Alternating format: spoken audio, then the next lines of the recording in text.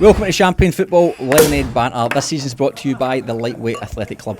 Whatever you're watching us on, please don't forget to like and subscribe. Right, welcome back to Champagne Football. Champions after champions on the show this week. We've got a familiar face, Claudio Fabiano, and Gabe Knowles, UNSW gaffer. Congratulations first and foremost, lads, and welcome to the show. Thanks, guys. Thank you, Gaz. Likewise. Aye, classmate, brilliant. Chaz is, of course, to my right, with his modest as ever picture of his own face on his t-shirt. That's it, man. Do you know what? Emma made it for me. I said, do you know what? I'm going to show it off. Or does she tell you need to show off? Pretty much, aye. Home last night. You better wear that tomorrow, Kate. Obviously, big week of finals football at the weekend and last midweek, plus the NPL 2 playoffs, NPL 3 playoffs. We'll get through. Anything else around the football world? Italy. I was just say 5-4, Israel. Oh man, what a terrible game that was to watch. It was terrible, man. So un-Italian, like just defended like shit. Aye. Yeah, but got the win in the end. What's the crack with Italy? Because they obviously fell away from the typical monster that they've been over the last 50, 60, 70 years. How do they look now going into the World Cup?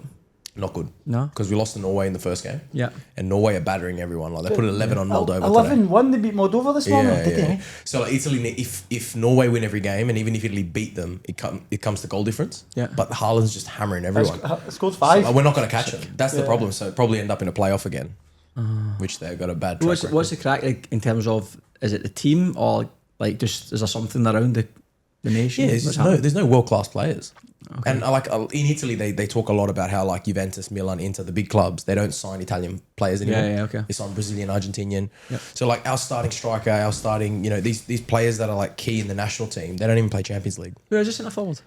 Retegi's just gone to Saudi Arabia. Oh, that's what that was going to be my question. Who's our centre forward? Yeah, he's just left Atalanta to go to Saudi Arabia, and then Moise Kean plays next to him, who plays for Fiorentina. They don't qualify for Champions League, so they're not playing big games. Yeah. Do you know what I mean? So it's like we don't have that. It's crazy. I think growing up, man, Italy was Joke, man. unbelievable, man. A joke. But then it's one of them, I think, for me, the Italians you always remember are the defenders. Yeah. I'd say that. Del Piero, Christian Vieri, remember all them? I know, but I think that the first one, if I think of Italian, I'm like Maldini, Maldini. Yeah. But all brilliant. Oh well. Anything else that happened in national football? Scotland won 2-0 this morning. Scotland are...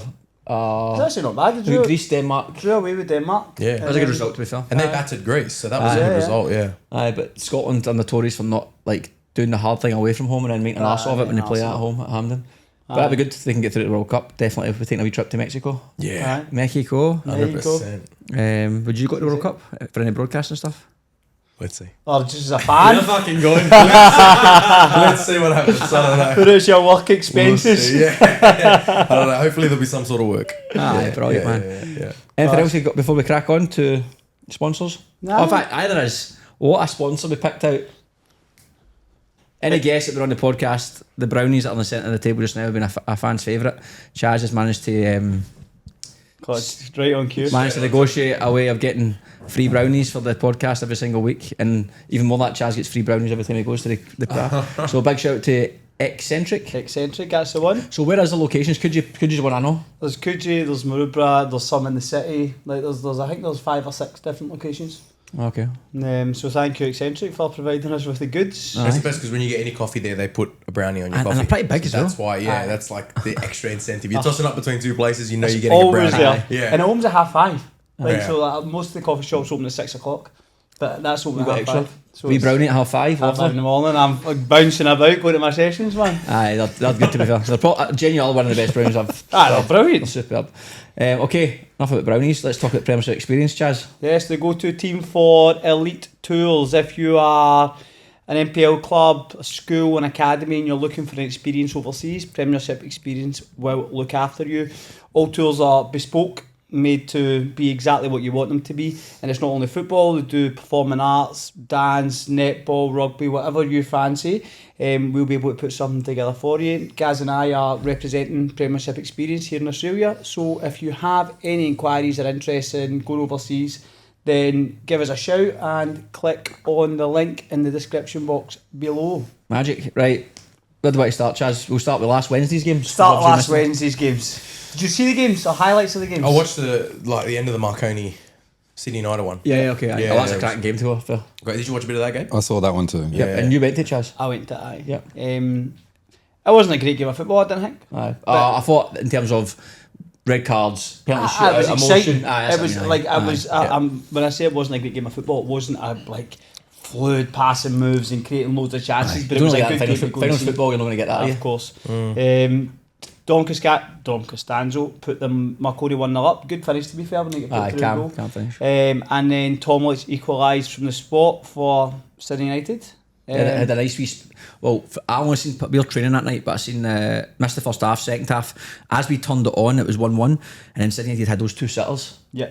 And then obviously the game just petered out the way it was, but it looked like a bit itchy peachy. It was pretty balanced. Hill's made a few good saves, so has Yanyev. If you were sitting behind Veterans' goal in the second half and there was a strike that came through, and that way when you're watching it. Did you throw a snake at him? Too. As you're watching the strike, like in the highlights, it just looks like a comfortable save, but see sitting behind them, it's went through bodies. So see when it came out from behind and the time he had to react, it was a fucking great That's a good save, a good keeper, sorry, he's been fucking ex-Ely keeper. And obviously both teams are player sent off, which maybe killed Marconi a wee bit at the weekend, obviously losing Griff. Aye, big time, I think it did. But then Hilton came up trumps in the shootout, saved 3 out of 5 pens. Good save, shite pens, what are we saying? I'm not even pointing at fucking asking you. Always good saves. Always good saves, man. I didn't think that particularly, I think there was one really, really good save. I think some of them are still poor pens. It was funny though, like, so he was like, at one point he's headed the bar, Hilton, like just not when someone's walking up and he's bouncing about, he's up his head on the bar, then he saved the pen and he's volleying the post like he was right, and then he's clothesline Dom. That was great, man. That's so fantastic. funny. I bet you've been so amped up. As a keeper, what did they say, 3? 3 out of 5 is unreal, man. That is incredible. Fair play. I mean, goalkeeper of the year, most apart from NPL New South Wales. Yeah, that's goalkeeper of the year. But I think the relief of anything else with Marconi to have that home tie and to get the win and to play against 10 men for a large spell and just to get it over the line. But you know what? A shout out to Sydney United fans, they were brilliant, man. Oh, aye, superb. Really, really good in the corner. Like really created an atmosphere. It was funny because when it got to pens, it looked like the police actually kept them in the corner so that they couldn't come round it. They let off flares when they scored. It was, did it? So they didn't see the pen shootout. Did they not come round? No. I think there was a police round the corner as if they were keeping them in. Oh really? Aye. The actual police. Yeah, actual police. But when I got there was a queue. Compliment. I sent you a picture that's right, or a video, but it was like lining up to a concert. Like, I say lining up to a concert, but there must have been about 100 metres of people just that was a waiting big to get queue in. before. It was. It's good. Which was, and I think that for me, going to a game with just to watch. It felt like I was going to a game, like an event, which hasn't happened for a long time. So it was good, a good experience to go to. It's good. The other semi-final, Rockdale, Blacktown City. What a goal! What a goal for Danzo! I seen the first 20 minutes of that before training, and as I left, I think this is going to finish with 5-0 because Rockdale were camped in their 18-yard box, not creating a ton of chances, but it was like just peppering them, crosses, shots, and Blacktown were missing Major, Malia, O'Brien, and I think Fernandez and Choi were off on the bench. So it was let's be honest, it was a pretty weak Blacktown team. So I thought this is going to finish an absolute peppering, but then I got at half to your session finished still 1-0, and it was like 7 or 8 minutes to go. Keanu Moore, big chance for the header, massive chance. 92nd minute. I know, I think he had to head it. I think it took a touch. I know, but you'll know better than me. But I think in that moment he's obviously thinking something's going to happen. I probably thought it was pressure coming, he has to get something on it. But I thought he should have just took it down in his chest, nutmegged the defender, and then just leapt it. But I thought he should just take a touch or even volleyed it. I took a wee step back and volleyed it. But it's alright saying that, watching it on the TV, innit? Aye. And then obviously that was the knockouts, and then went straight into the weekend. So 2 big games. That's obviously probably more pressing conversation. Was it Apia Marconi and the Spirit Rockdale? Where they got to start? So you were at Apia Marconi? Oh, did you? Yeah, I was there. Watched their women play. They had a semi before that. Unfortunately, they lost. And then You had a semi before it. Is that what you said? yeah, I had a semi. Watch the women's game. What kind of show is this? He's done him. Yeah. He's done him. But yeah, I stayed probably the first hour, I think, and then had to go and caught the end of it. But Marconi looked tired to me. Okay, a few people said that. Yeah, Apia just looked sharper and no more at it. It was a cagey game, semi-final stuff, but I think they just got over the top of them. It looked like to me that was sort of where it ended. But Apia were good. They looked like they were at it and ready. The first 2 games were one we went to watch at Lambert Park. Marconi won pretty comfortably. Yep. And then the one at the Palace, Marconi, it was a bit more of an open game, but Marconi nicked it as well, 3-2. Oh yeah, it was. It was one just over the line, remember? Yeah. So obviously Appiah tried to get a wee bit of revenge on that, but always going to be tough when you play extra time midweek. Aye, and have to back it 120 up, minutes especially on and grass as well, like a bit of a heavy pitch. I was chatting to Nate at training, Roberts, because I think St George City last year made the finals. I'm pretty sure they made the top 6, and he was saying he thinks that it's like it's almost a given that the top 2 have to win their semi-finals. He's like, not only are you at home, but you play a team that's played 3-4 days ago. Yep. How was Rockdale against you guys? In terms of what? Like, do you think it's that much of an advantage that A, you're at home, and B, they played honestly, 3-4 days ago? I think it's a bit of a cop out. I see even in professional football now, people play a Champions League game and play at the weekend, and they'll say, "Oh, I had a game midweek." I mean, you can play 2 games a week. So do you think you should have a different type of advantage if you finish first? Like you get a second chance if you lose. Like it used to be, you get a second chance. I think home advantage is a fair advantage, and not. It depends on who you are as well. Like, let's be honest. At the weekends, Rockdale could say it was almost a home game for them. They'd well more fans in Spirit. Yeah. Spirit had a decent turnout, but Rockdale are a bigger supported club. Yeah. Whereas if you are a Marconi, grass pitch, different set in your own fans, maybe that's more of an advantage. It's hard to say. I think home advantage is fair. I don't think you should get a second bite at it. No. I don't think you should. If you get knocked out, you get knocked out. It's finals football, it's cup football. I think it makes a bit of a mockery that you lose and you're still in it. Yeah. That's my opinion anyway. Because I remember when I was coming up, it was top 5. Do you remember when it was top 5? First major, would get a week minor. off. Yep. And then second would play third in a major. That's right. And get a second chance, and fourth would play fifth. I think it took the same amount of time to get to a final. Yep. But it was just a different system, whereas now 6 get to go, but that's you probably don't get better a though. second chance. Do you think that's better that 6 there's that option of a 6th spot? It gives more to play for from the middle of the table, probably. Yeah. Yeah. It's a funny setup, and this is why I'm not a huge fan of finals in general. I just think it's very American. You grew up with it, so it's a bit different for you. Does it kill your season a bit? Does it kill the vibe that last day? The last, Like, obviously you guys had an amazing season and you won the title, but then the fact that the last game you played was a loss in a semi-final, does that kill it? It's a bit. It's a really funny narrative in it because it gets spun. Like when you win the league, people are like expecting you to put down the finals. I'm happy since the start of the season this year. I've been saying even last year when Rockdale won it. I think the league in a 30-game season, you can argue till you're blue in the face, but to me, this weekend, 2nd versus 4th to find out who's champion is bananas. It's absolutely mental. Yeah. It's mental. But I think it's still an amazing occasion. It should be in a stadium. It should be a grand final. It should be a celebrated trophy. But I think the main trophy to me, and I think to most people who's in football, whoever's watched football in a 30-game season, the league champions are the champions no matter what. At least now you've got the qualification to the championship, so you get more for coming first. So it's like not only do you get a little trophy, but you get this qualification, so it means more. Before it was like, okay, you get a trophy, but then there's another trophy a month later. This one probably means more. I think, like you said as well, I think it's because it's a lot. That's the thing you remember as well. It's like the season finishes, and the last thing everyone remembers is whoever it is lifting that trophy. Yeah. So that feels like because in professional football you've got the Champions League. Yeah. The last game of football is the Champions League, so you're the champions. Yeah. But look, it's Australian football the way it is. It's just everyone's got a different opinion on it, how it works out. But it'd be amazing. I don't get it wrong, from a Spirit standpoint. At the end of the day, there's probably 3 prizes: cup final, grand final, league title, and championship. Yeah. And we got 2 out of 3. Yeah. Little bit. We'll go into the Spirit Rockdale game in a second, but I think the finals discussions, to me, is a no-brainer. That's the way I've said it for 2 years, and I continue to say it. If we didn't win the league and we won finals, I would say the same thing. And I think Rockdale were the same last year. I think the debate, the Rockdale players last year was saying like Bateman versus Marconi, and we asked Sekera, and he believed that finals was more important. She's going to come down to opinion. And I think for the spectacle of the final, no disrespect to Spirit, but it might attract more of a crowd. Like from a neutral point of view, it might be a nicer atmosphere. The fact that Rockdale are there, 100%. And UNSW, I don't know if that's like if people are like talking about the fact that it should be his last game, if everything, if all the accounts are right. That's right. So there you go. Should be a big crowd for that. That'll be nice. But mate, don't get me wrong. You want to see, for an Australian football's perspective, you want the final to be, I know they're opening one side of the stadium, so if they can fill that, absolutely amazingly. I want it to be a success. Like going to our point last week, it's set up for that to be a success. Like, and you boys felt the same thing when you get handed a trophy on a park bench and a bag of medals in your hand. Oh, bro! Champions versus there's a stadium you've got like a proper occasion, whereas we're in Mountain Druitt and Papadem Park with Shambles. a guy walking his dog behind us. Like we just trained for 40 weeks for this, and you play 2 or 3 games, and it, to me sets up that speaks volumes on where people's heads are, what's more important. But it's terrible. It doesn't take anything away from the grand final. Chaz and I were doing a podcast at the grand final, and we're looking. Like, I'm buzzing for it. I want it to be a good crowd. I want it to be a great game. I know, obviously, of course, I wish Spirit were in it as well. Yeah, of course. So Apia 1-2 now. Who scored for Apia? Drayden Kelly. Header. Was there a foul there? Don't know.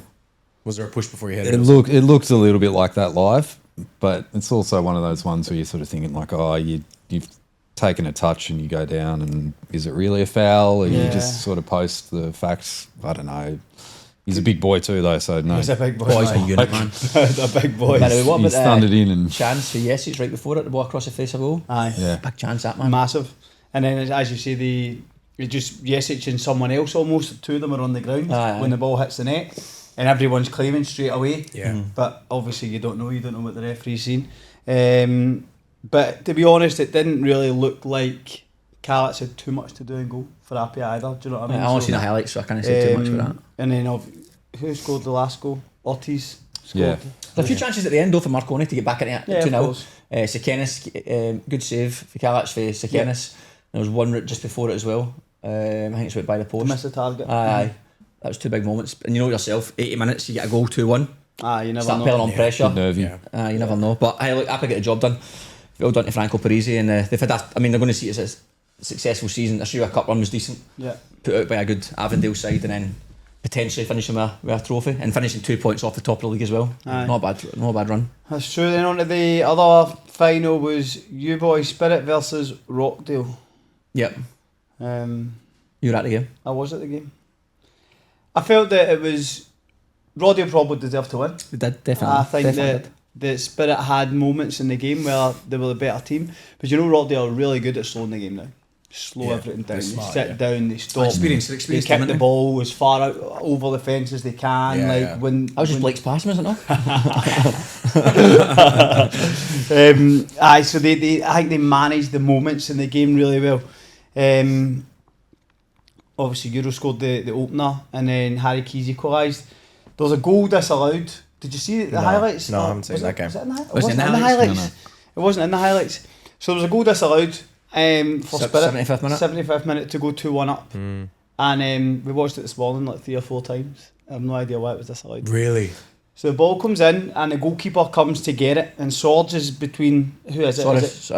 Swords. Keeper comes to get it, Swords is there, and Ofuka, That's Harry. Harry Aye. is there at the back. So he slides into the defender, the ball breaks, he kind of goes to pick it up again, but it bounces out, and then it falls at Harry's feet, gives it to Ofuka, and an open goal, and the referee said that there was a foul on the keeper? That he's kicked the ball at the keeper's hands. But the Was keeper never. that definitely what the foul was for? I think that's what I heard in the game. Right, okay. That was my. I heard the fourth official, I think maybe saying to Perko, he's kicked it out the keeper's hands. But he never had control. But the keeper never had the ball in his hands. I had to put it on 0. I actually forgot about it until he said it this morning. I put it on that 0.25 speed. The only I thought maybe maybe Harry was offside. That's I thought. Is that more alternative? No, there was no offside. And there was no foul. There was nothing. It was a very soft goal. It was a soft moment. That was a spell in the game. There was a spell in the game for, like as Chad said, Rockdale deserved to win. Over the course of it, they deserved to win. First half, it was a weird first half up because Rockdale put a shit ton of pressure on us. Our issue was we had no Kubu and we had no Mikey. So we had Harry, who's a winger, playing centre forward, young boy. Then we had Frankie, who's a centre midfielder, playing right wing. So the ball was going up and just kept coming back. It just kept coming back. I was playing against Blake and Swords, two very strong, experienced defenders. So just bouncing straight back. So Rockdale were peppering us with pressure. And then, but Chris didn't have a ton to do. But pressure without any end action. They had a massive chance with a header with Medina. That was a big chance. Oh, aye, and he's early missed on, missed the target, and then Chris makes one good save, and then we didn't have anything in the first half really, and then they score right on half time, as in like second half, 46th minute, Euro scores, really slack from us, and then at that point, to be honest, when I went 1-0, I was thinking like, how the fuck are we getting back in this game?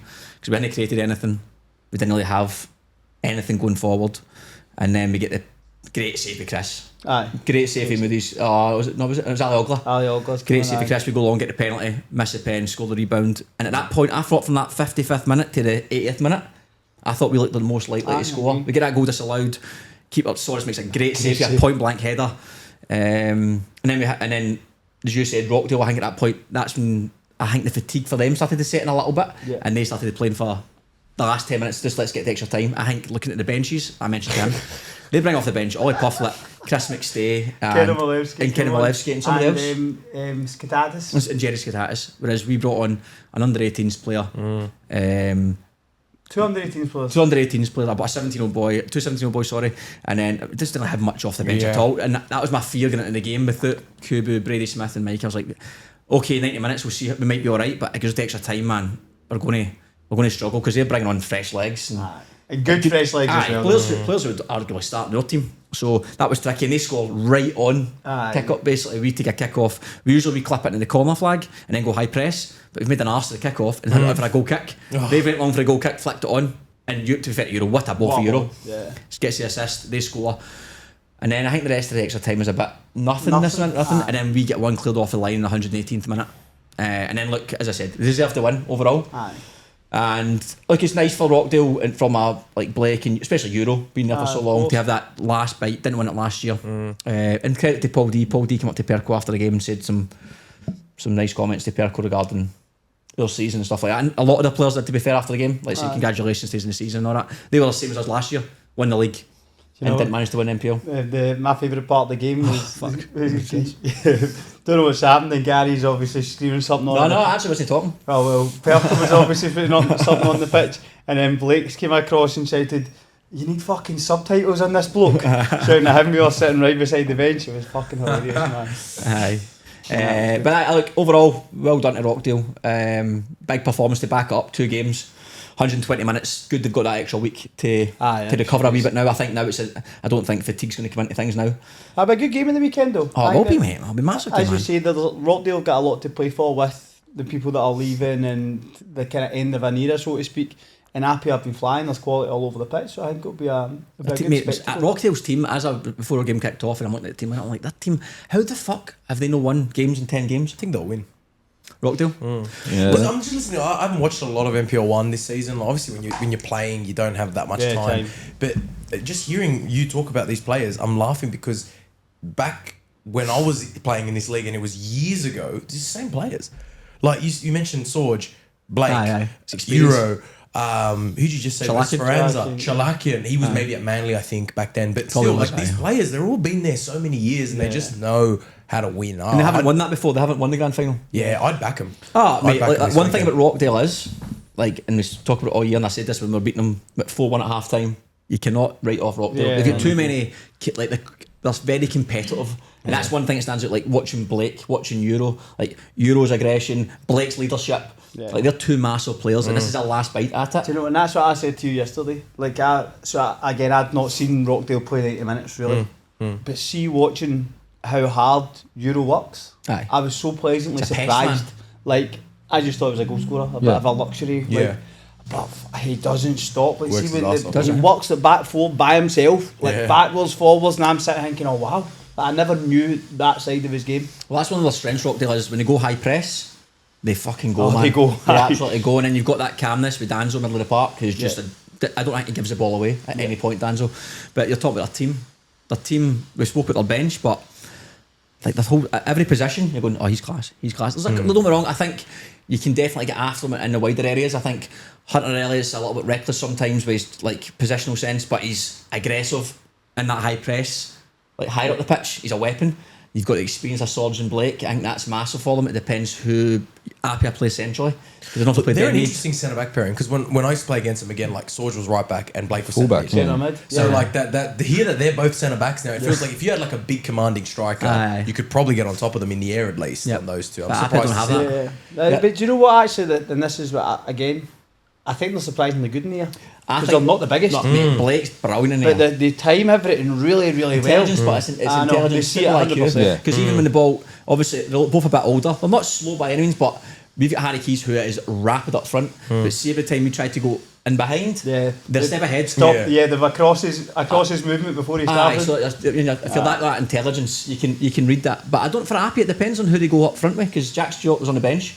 Aye. I've heard some rumblings of why that was. Don't know how much truth is to it. And then What were the rumblings? well, I don't know if they're true or not. Right, okay. Get on the So phone, can I Gabe. say? Get on the phone. And then so Wow, it'd be wild for me. Jack Stewart has to start. That's my opinion. I think he's Yeah. he's a moment of magic which you need in a cup final. Yeah. I think he'll give you that. But Denmead's also rapid, aggressive. So I don't know who they'll play going forward, but And obviously, it's gonna be President Ortiz is scoring goals for Aye, fun as well. he's gonna get Farinell has been very, very good. He was excellent. well, I think he's on the bench. Even centre half. Flopman's not even been playing. I know, I saw that. Mental. Flopman's back, eh? He's been on the bench. And then you've obviously got Monges who went done well since he's been in. Fucking nuts. Rory Jordan, like, he could play the month. he's came off the bench for the last 10 minutes. of the weekend. Appy's depth is wild. So it's going to be a good game. It is. So who do you fancy for it? I think I'll go to extra time, maybe even pens. Why? And I think Rockdale will win. Okay. Gabe?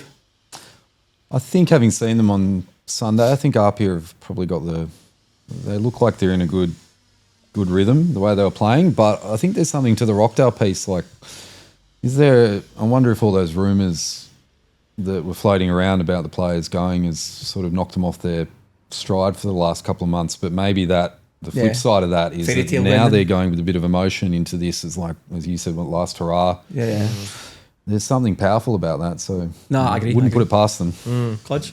Yeah, I think Rockdale just purely on that experience, and I think you guys cover it week to week, but Jurasevski has been probably the standout player of this league for a long time, at least as far as goal scoring goes. So to have one last game, he's on one end, Blake's on the other end, and the fact that usually when a team loses a final and gets back to the final the next year, they usually go one better. Yeah. So I could just see them winning it. I'm pretty sure last year in the final, Euro had a hamstring injury. Yeah, he did. Yeah. And he played through a hamstring strain. Yeah. Also, don't forget, Apia have a bit more to think about now after this with the championship coming up. Yeah, of course. Rockdale got nothing. This is the Yeah, final that's game true. of 2025. I think Euro and Blake have got a few bank meetings to deal with. I agree. I think Appy are favourites going into it. I think they are finish the season stronger. They've got that a bit more. I don't want to say stability, but I think Rockdale have a very rocky end to the season, and it's like you said, people are leaving. But I think, contrary to that, maybe that is the Achilles heel that actually becomes a strength by that emotion that comes attached to that. And I think you've seen when Euro scores his goal, he runs straight to the fans. You've seen with the emotional send off they had with the flares and all that at Illingdon. And then even at the end of the game, the togetherness between Blake and the first thing they went to was to go across to the fans. Look, it's going to be a very good spectacle, and I think I'm hoping that it's covered well by Football New South Wales. I'm sure it will be. Obviously, it'll be on YouTube, won't it? Yeah. Kick off 6 o'clock at Jubilee, and the women are playing before. Women are playing before. Half two kick off. Half two, yeah. Who are Appy playing? Bulls. Okay, so big day for Football New South Wales, and Chaz and I will be there doing a Champion Football special. Yes, we will. With a couple of NPL special guests. So if you want to have your head sore before kick-off, just have you a listen. Anything else, Chaz, before we move on? Nah, we'll touch on the playoff for NPL 1, ST Raiders, Central Coast Mariners. Yep. Did you see the highlights of it? Yep. Yeah. Good camera angle. Yeah. Fucking G.I. Joe with a video camera. G.I. Joe. Lying on the floor. It's bad, it is. There must be nowhere to put it, Ernie Smith, eh? There isn't. Yeah. You think about Ernie Smith. It's True, not, You're pretty on much the, ground level. On the synthetic as well, there was nothing there. Yeah. It was on the Could synthetic, bring a that's bit right. bring a bit of scaffolding. They should. Should have done something. They should. Come on. Yeah. That's a job for you, Just Dad. with the grand That's final, a I hope scaffold. they on Saturday at Jubilee. I hope they put the camera facing the stand with the crowd. Yeah. They are. I think sure they are? I think they are. I think I they're really doing hope that. I think they they're do doing that. that on one side. I think Yeah, that's good. the purpose Yeah, of it. 'cause last year it was where it was You couldn't in the stand, you couldn't yeah, see you can't- where was it Anyone last year? Was it Parramatta, wasn't Yeah, it? Combank. At Combank. No, so it was. Aye. But it was on the side of all the people you're Yeah, saying. yeah. Nah. It makes a difference. Um, Did you watch Raiders? I switched on, I think, the second half. Apparently Mariners Continued. dropped a few good players. That's what. Yeah, they did. Yeah. And they looked all right, but I don't know. Another cagey game, It was. obviously a lot on the line. Yeah. I think the Joe Wade made a had a bit of a shit moment for he did. the first goal for SC Raiders. Came in and dropped the ball, but then what an equaliser by Arthur Delaney. Oh, beauty, man. See it? I didn't see that. Well, I saw amazing. Seba's one. I saw Scream. Mafara's one. Oh, this is like Way better. 10 times better. Oh, really? Oh, he's on the Aye. left hand side, like almost at the corner at the box. Yeah. And he just bends it, and it literally, see the goals all moves, it just goes right in, it hits the back bar at the top corner. yeah. And bounces back out, so it looks even better. Ah, Yeah, it was yeah. great And strike. the pass is good too. It's like first Yeah. time blind on the half volley out Aye, to round him. the And corner. And It's a good goal. it was right on half time, wasn't it? Aye, 45th minute. Aye. Yeah, right. So a big moment to score. That was one each, and then Bratman scored to put Central Coast Mariners 2-1 ahead. But then Hannigan gets sent off for the ST Raiders in the 65th minute before Mafara equalised. It's a good strike as well, that though. Yeah, he hit it well. Turns in He hit it well. and Good bottom goal. corner. Yeah. Um, You'd say it's advantage Mariners, would you say? The fact Yeah. that you got to go up And- to Central Coast now? On a Friday night. Is it Friday night? Friday night game. That's a stitch up. That's a fucking joke. That's shit. Friday They've night. done that. Of surely course they have. on Of course. purpose. For sure. Yeah. Friday It's night. a that? 4:30 That's kickoff. It's a 3-hour drive from down here. From where we Yeah. are, exactly. Yeah. It's crazy. And then also, like, yeah, obviously, gotta these leave at lads 2 are o'clock. Boys are The working, Mariners lads yeah, probably don't chill. work full Ah, time, no. do they? If No. school finishes at 3 3 or p.m. something. I do think, look, to be honest though, I think it's advantage, but a lot. It's not like there's going to be massive crowds. It's going to No. be intimidating. It's going to be advantage, a slight advantage that it's an away fixture and they get to travel and all that. But SD have got a right good chance. They've got, as we spoke about with Figs, they've got men against a sort of inexperienced boys, but Aye. talented and experienced boys.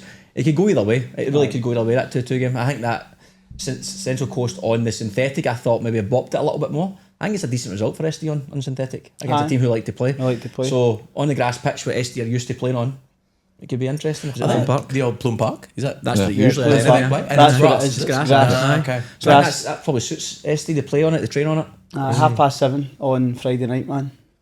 Wow. They'll miss Hannigan on the right there. Yeah, they will. Solid player. Very, tough customer. It was that I didn't see the first yellow, but the second yellow was like it's like a Clods tackle. The second yellow. Yeah, well, it was. Did you get the ball? It was orange. Oh,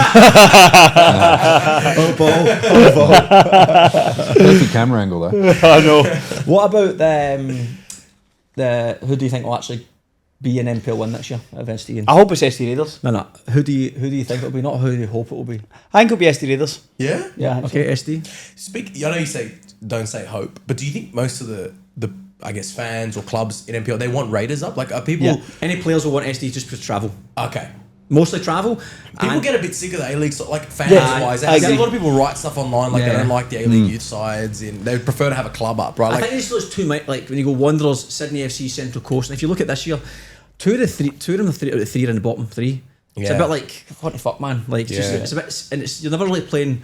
To be fair to Central Coast, they've not changed their side a lot this year. Okay. But Sydney FC, you're playing a different team every week. and it probably just feels like it's not their priority. Aye. Like clearly, That's- which they might be really good players, and most of the time they are, even in Yeah. our league, like Yeah. Jets. Aye, Jokes. Fucking awesome team. Incredible. But you know it's not their priority. Yeah. You know their priority is to go higher, so it kind of feels like a bit of a cop out when it means so much to this club, but to this club it's just like a training ground, you Yeah. know? Yep. So I guess that's why people, but But I also think that people don't like playing against kids.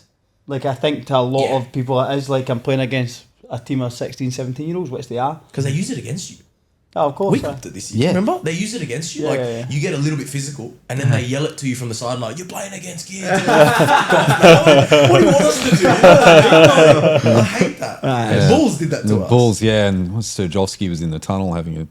Yeah. you know, Like, what do you want us to abusing do? us to them? about Not it. to- We're like, Fuck. what are we supposed to do? You're in the league. You want to be here or you Yeah. don't. Like, Yeah. What was the crack with Olympic? I think it was O'Donovan was telling us. He says that we went up against, I think it was Wanderers last year before, and one of the boys came in the back, and I think it was like a Gordon or something, Phil running him, and the young boy starts giving him shit like, "Hey, you," sort of thing, like, "You're an old man," blah blah blah, and Gordon's like, "Mate, like 17 out of 18 of this Olympic team have all been A-League. He's Aye. like, you're just like a 17. You're a guy. You don't You're turn not- up. You go with the sin, buddy. But I mean, don't get me wrong. I think Marcus Eunice signed for Brøndby. Oh yeah, I saw that actually. For Brøndby, cracking move for him. But I mean, that year, like we spoke about last year, that Wanderers team was quality. What's the boy that signed at Watford? Hiran Kunda. Yeah. What about his free kicks? I know. Did you see that hit last The night? hit last night, that hits the Oh bar, my days, and then he yeah. scored 2 in 2 weeks for Watford. Yeah, free yeah, kicks. yeah. I seen one last. I didn't see this. I seen last week. Oh, mad. They hit one last night. It must have been about 35 yards. That and was- it's like move up, yeah. down, left, right, and it hits the crossbar, bounces in the line, It and comes reminded me out. of like classic Ronaldo. Remember when he used to hit him like against bizarre. Arsenal and Porto from The way Portsmouth out? one. Yeah, Aye. yeah. Nah. What happened to him at Bayern Munich? Just didn't work out. I mean, he was on loan at Grasshopper in Switzerland last year. How did it go with him? He did okay, but they were struggling. They were like Right, near okay. relegation, and then I don't know. I mean, can you imagine cracking into that Bayern Munich? Yeah, of course. I think all in all, considering it was a good move for him because their second team plays in like the 3rd division, Yeah. so it's kind of either 3rd or 4th, 3rd division, maybe even 4th actually. I think Bayern Munich 2 play, so it's like you either play in that team and you're playing like semi-pro level in Germany, or you go to the championship. I think it was a good move for him. 100%. But even if he took a snippet of like what Gnabry does or what goes through all these players, Yeah, like yeah. he's Still going to become a much better player. He got 100%. pre-season with them. Yeah, he would have taken amazing. something out of it. Yeah. Brilliant. My last game we've got was the NPL 2 playoff between Prospect and Bonnyrigg. Big day for the betting boys because that was at 2.5 Bonnyrigg or 2.4 or something. It was 2. No, 2. It was maybe more. Was it 2.7? 2.7. Aye. Was that Bonnyrigg to beat Prospect or 2.7. really? Yeah. Because us two were out for dinner. Obviously, we can't bet, so we didn't do it. But Yeah, we're like, We met a friend. we met a friend A who friend of the show who told us the odds. and they looked at it. You couldn't bet it on bet. It was only on Bet365. Aye, I didn't have the app, but I was like, fuck, I watched and seen the highlights, and you seen it at the last minute. I'm like, Yeah. bastard. Aye. It looked like a good little atmosphere. Like Bonnyrigg had a few Aye. fans behind the goal as Yeah. well. Yeah. It'll be even better this week. Aye, but I Bonnyrigg, Yeah, Bonnyrigg. How was very that free kick too? Yeah. Komoto's free kick. Yeah. Belter. Kamada's free kick. Is that someone else you're looking to sign next year? I sent him a text last week and said, I think he said congrats, and I said, I said to him, what are you doing next year? And then I put in brackets, not Bonnyrigg money. Exactly. Well, that free kick. It could be enough to pay his wages, get him out of trouble. 100%. Yeah, Anthony Iden scored. It was a good Great action. finish. Great Good goal finish too, from yeah. Iden. What about the keeper for that one? Think you wrong footed? I don't know if it's See the blind? I think it maybe came out from behind the body. And it's Aye. just too far in the corner. Like you can't get there. Kamada obviously great goal, and then Iden went off injured in the 21st minute. The boy that scored the goal. It was unfortunate for them. And then in the 82nd minute, their keeper went off injured. Brendan Allen, the Prospect goalkeeper, but he's bad injury. What did I say he did? Tallis, Aye. ATFL. He's out for 3 or 4 Ligament months. scubbed. Like all ankles done. It's a shame. So get well soon. Who's a sub keeper, young boy? I saw his name. I can't remember. That's a big factor. I know, of course. it Big is. factor. You'd have to say like it looks like it's Bonnyrigg. Yeah, Bonnyrigg, Like, at this 'cause point, at it looks home, like- no yeah, goalkeeper. yeah. Young Bonnyrigg, in the second half, if he's at like whatever half it is, the goal with the stand behind him is just going to get abused for Yeah, 45 minutes, yeah, man. yeah. And the Prospect sub keeper's Croatian as well. That'd be good, wouldn't it? I know. Imagine if somebody's listening. He's a Croatian. To be fair, penalty or not penalty? What do you think? Do you see it now? You know what? I was Yeah, watching no. the game with the lads, but we had a birthday at Coogee Pav. Oh, So yeah. we were at the Pav, and then between there and going out to another place, we stopped by my place and we chucked the game on and we watched that second half. But we were having a few. I can't remember the penalty actually. I remember seeing the penalty going. I can't remember what the penalty was given for. What was it? Mavi Garangs ran into the box, and I don't think it was a pen. I don't think it was a penalty. I I think it's hard to tell for the angle. it is hard to tell. Defender gives the referee every opportunity to give the pen. Because he sticks a leg out. Yeah.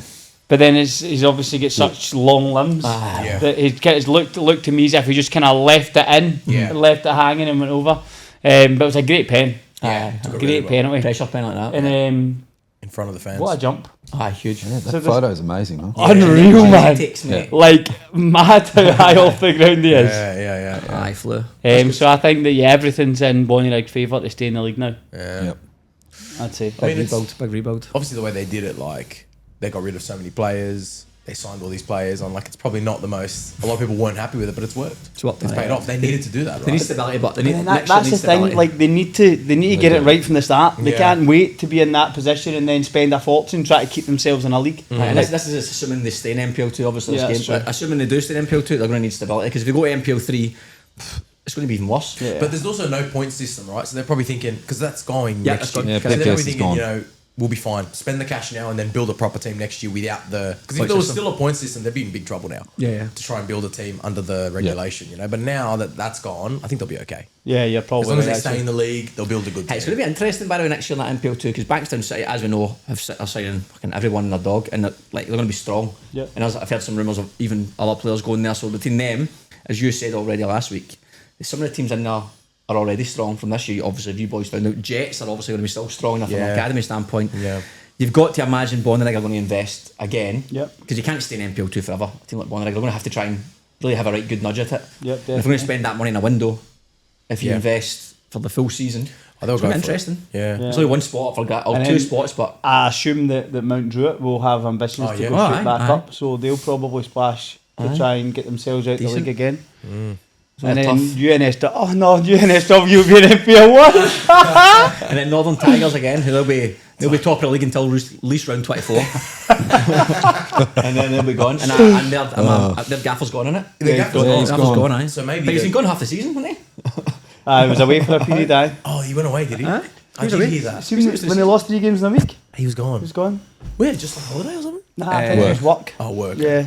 Yeah. I had a Oh, quick but chat I to think him he's after away that for quite a game. Yeah. His work is keeping him busy, I think. Aye, the Rams gaff. Oh, I think Dan Mijovic is going to be the gaffer next year for Rams. He took over for most part, and then when your man came back into it, I think it was known that guy Dan wanted to go and get a head job coach somewhere, and they just sort of parted ways. And I don't know the ins and outs of it, but effectively, I think it was about half and half who took the team this year. Yeah, right. I don't know the full. But side of MacArthur it. Rams need to get a lot better, eh? I think they're lucky to stay in the league this year, I'll be real. Yeah, Like, yeah. I think towards the end, like, they had some bad results. Yeah, They yeah. got battered a few Yeah. times. But, like, I think they ended up surviving by a point. By a point, yeah. Wondering Well, good they- I think Tim did a good job there, though. He stabilised Aye, them. he did Yeah, die. 100%. He did die. But the question would be for me, like, so let's look at the other teams outside of the ones we spoke about already. What is the mentality going into this year, right? Because let's be honest, Bankstown City are going to be very strong. Yeah. Who knows about Bonnyrigg? They're a bit open-ended, so you don't know what they're going to do. The teams who are already up there are going to still be strong, right? But there's still only 2 spots. There is no finals. Yeah. It's going to be very tricky to get into that season believing that you're going to get promoted, I think. Yeah. Or even have a chance of, there's no finals, so it's like, what are we playing for? Yeah. Like, realistically, it's just how high can we finish? What do you guys think about a playoff for that? I mean, It's been floated in standing committees a few top times. I think top 6 should be first, top 2 go up, and there's a spot, That's what I there's a agree. third place Don't playoff. Melbourne do it? Aye. Yeah, exactly. They go all the way they've down. got Yeah. less. They've got less teams. They've got 14 teams. Yeah. And they go 3 down automatically. The top 2 go straight away, and 3rd to 6th play playoff. at the Right. To me, that's the championship. best setup. Fantastic. Unreal. Definitely. Yeah. Unreal. give us And then you look at. Well, I've got Melbourne next. So Dandenong City finished. Oh no, it doesn't matter because that's for the finals for NPL 1. Yeah. But then in the, you've got now Melbourne City. Melbourne, yeah. Melbourne City are playing against Brunswick City Yeah. to see who gets To see the who last goes up. promotion spot. in Yeah. I watched that one. Victoria. My mate's involved with Melbourne Serbia. Right. And Okay. they finished 7th. Yeah. And they got in because of the Western United. Oh, And they wow. lost in the 92nd minute. Yeah, 4-3 it was, man. Yeah. Oh, stinking. Yeah. That looked But like a they good were, game. you know, I guess they were just happy to be there. They got Yeah. second bite of the cherry, but they got that close. You know what's ridiculous? I saw John Aloisi at an event last week, and I was chatting to him about the whole situation before they announced that they were now off for a year, Western United. And he was saying, he goes, like, obviously it feels for everyone involved in the club, but he goes, the men, the women, they're full-time pros, like, this is part of the gig at that level. He goes, the 13s can't play their finals. The 13s, 14s, Football Victoria took the kids out of finals because of Western United, and Oh, that's harsh. They were playing, going, "Come on, man! Like these kids, They're let them just play kids, their man. finals." Let them play. And they're crying because like they can't play their finals. Kid doesn't know any, but 12-year-old kid can't play his finals because he plays for Western United, and they took that's them out. poor, Can you man. believe that That's shit? poor. Oh, do you know what? I can believe it. Yeah, yeah, it's can believe it. unbelievable. Yeah, That's a mess, isn't it? That It's is. a mess. An absolute mess. But I saw, are we all on the Bonnyrigg fence for the weekend? I think think so. everything, Has to be. everything in their favour. I agree. Everything in their favour. yeah. And quickly on NPL Victoria, Heidelberg United. Did you see that? The Preston Lions? 2-1. They won again. Yeah, they 2-1, won but again. it looked mental, the fans and Oh, everything. it's such a good atmosphere. Ah, Right. this was brilliant, aye. but supposedly it was bad, like fighting in that. Oh, really? I did see the statement come out, but I didn't know what for. Yeah, supposedly the Preston Lion fans are coming in, and then the Heidelberg fans will try to fight with them before the game, and then supposedly it kicked Do you know off what? after and Preston everything. Lions should be parked out of the championship, and it should be Spirit. Avondale and Cranbrook Croatia. There you go, top 2 qualifies. How about that? That sounds like a fair deal. But the atmosphere looks amazing though. Like Yeah. it Oh, looks aye, brilliant. That's brilliant, nice. Oh, man. so you're going down there soon? Aye, 12th of October, I think it is. Great place. Aye. Good atmosphere. So unreal, man. they've got Heidelberg beat Preston 2-1. Heidelberg 2-0 up at half time, and Preston equalised. They'll pull one back in the 83rd minute. But it's the first final that Heidelberg have been in 7 years. Is it? Aye. Aye. So are they... But they're also in the Australia Cup final. I mean, that's Is incredible. that's what I was reading. I'm reading an article, potentially a double of the, obviously the NPL Victoria Grand Final and Australia Cup. I think... And then that's qualification for these in Champions League. Aye. Yeah, and I think Football Australia is sweating on that. I think they're sweating on that, man. I think they really want Newcastle to win because, like, that's a whole nother thing. But it's great. Aye, Mad. amazing. Yeah. Mad. Heidelberg in the Asian Champions League, man, that'd be hilarious. Yeah. I know. But they look, to be fair, they look the stronger team. And I actually watched the highlights of the Melbourne games are brilliant. They're But like, you'd expect that though. Let's be honest. Heidelberg are fighting for the league. Impression has finished fifth, sixth. but then you see that Dandenong City beat Avondale, Dandenong City finished 6th. Oh yeah, true. Beat them 1-0. Aye. It looked like Avondale had more shots on goal, more everything. But It's got final One of football. those That's how it one works, of those aye. games Did I that... see the gaffer left as well from Avondale? Don't think so. No, I he think kind of so. left. No? We had Thomas Manos on it the week Monday and he was buzzing off him. I said the gaffer's incredible. Where did you see that? Oh, that could be breaking No, but I news. thought probably not because who are these? Maybe it's the women's team.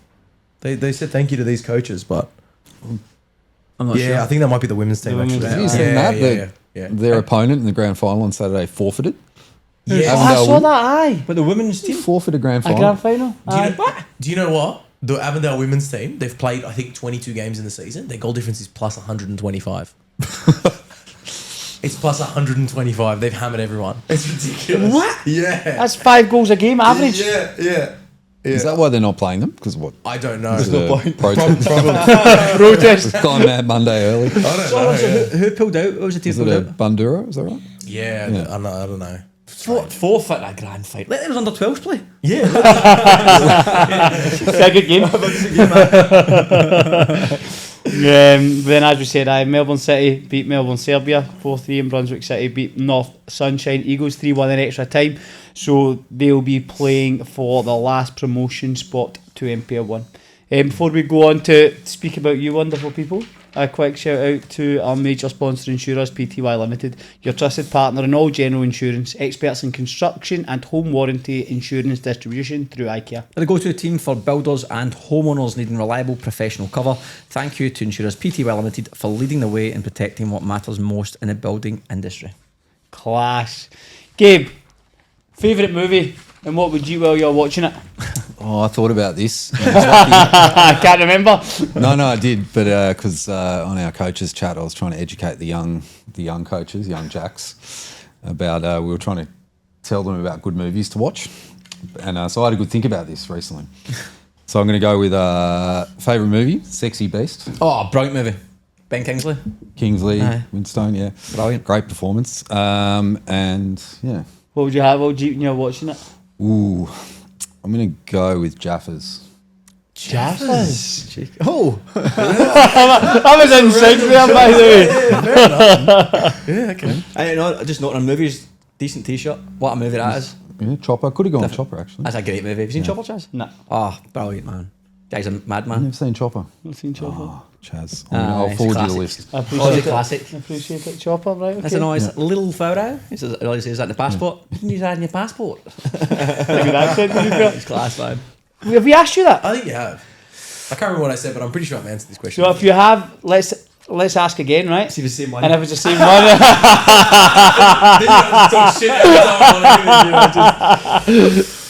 I don't know, man. I think I remember the snack you said, but I can't remember the movie. I probably would have said The Godfather, maybe.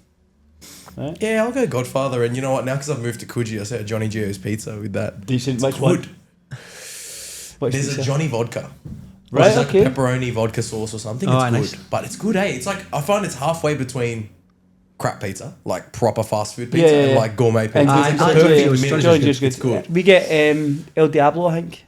Yes, I've had that. Yeah, Good. that's our kind of go-to from Good. Johnny Gio's. Yeah. I like Johnny Geo's good, man. Right, it's I'll cracking. keep talking about Johnny Geo's and see if they'll sponsor us. Yeah, go for it. Johnny Geos. Johnny Geos. Karaoke song. I didn't think about this one too carefully, but maybe Common People. Oh, aye, Common brilliant. People, good song. Brilliant song. Yeah, I do.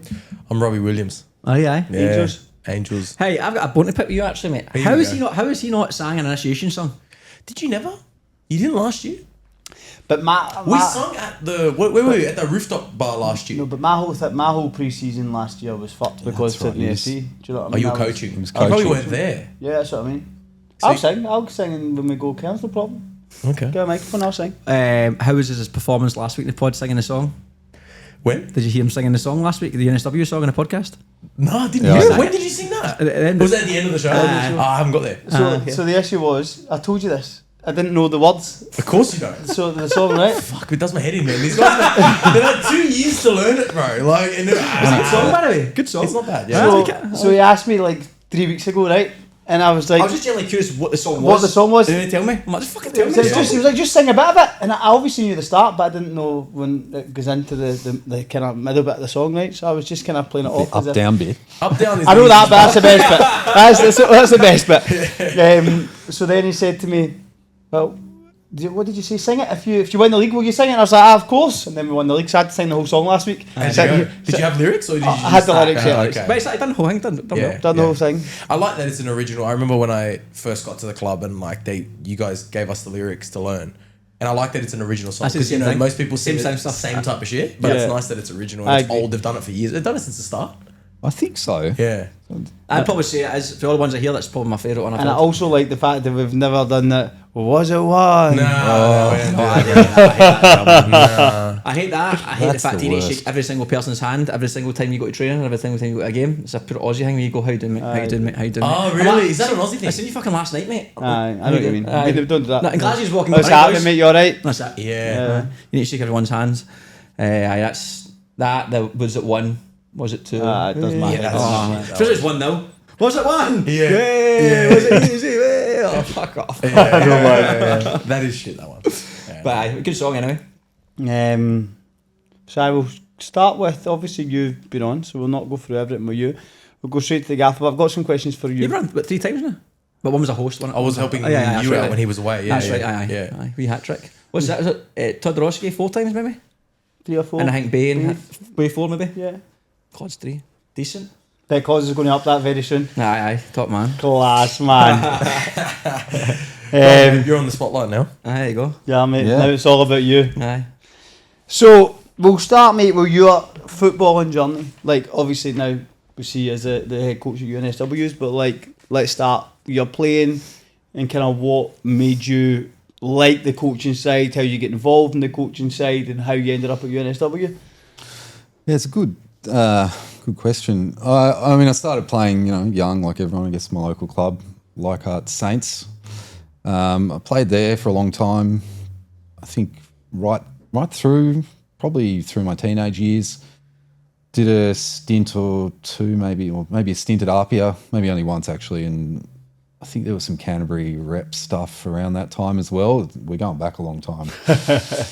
The whole thing was totally different back then. But I remember. I was at Apia for a little bit. I was coached by Tony Rossetti. Actually, that was an interesting time. I don't think my mum loved that. What I recall. I was there for a long time, but also like I enjoyed probably extracurricular activities a bit much when I was in my later teen what are years. those? I mean, Party boy. Big party boy. I've seen your dinner party photos lately, Claude.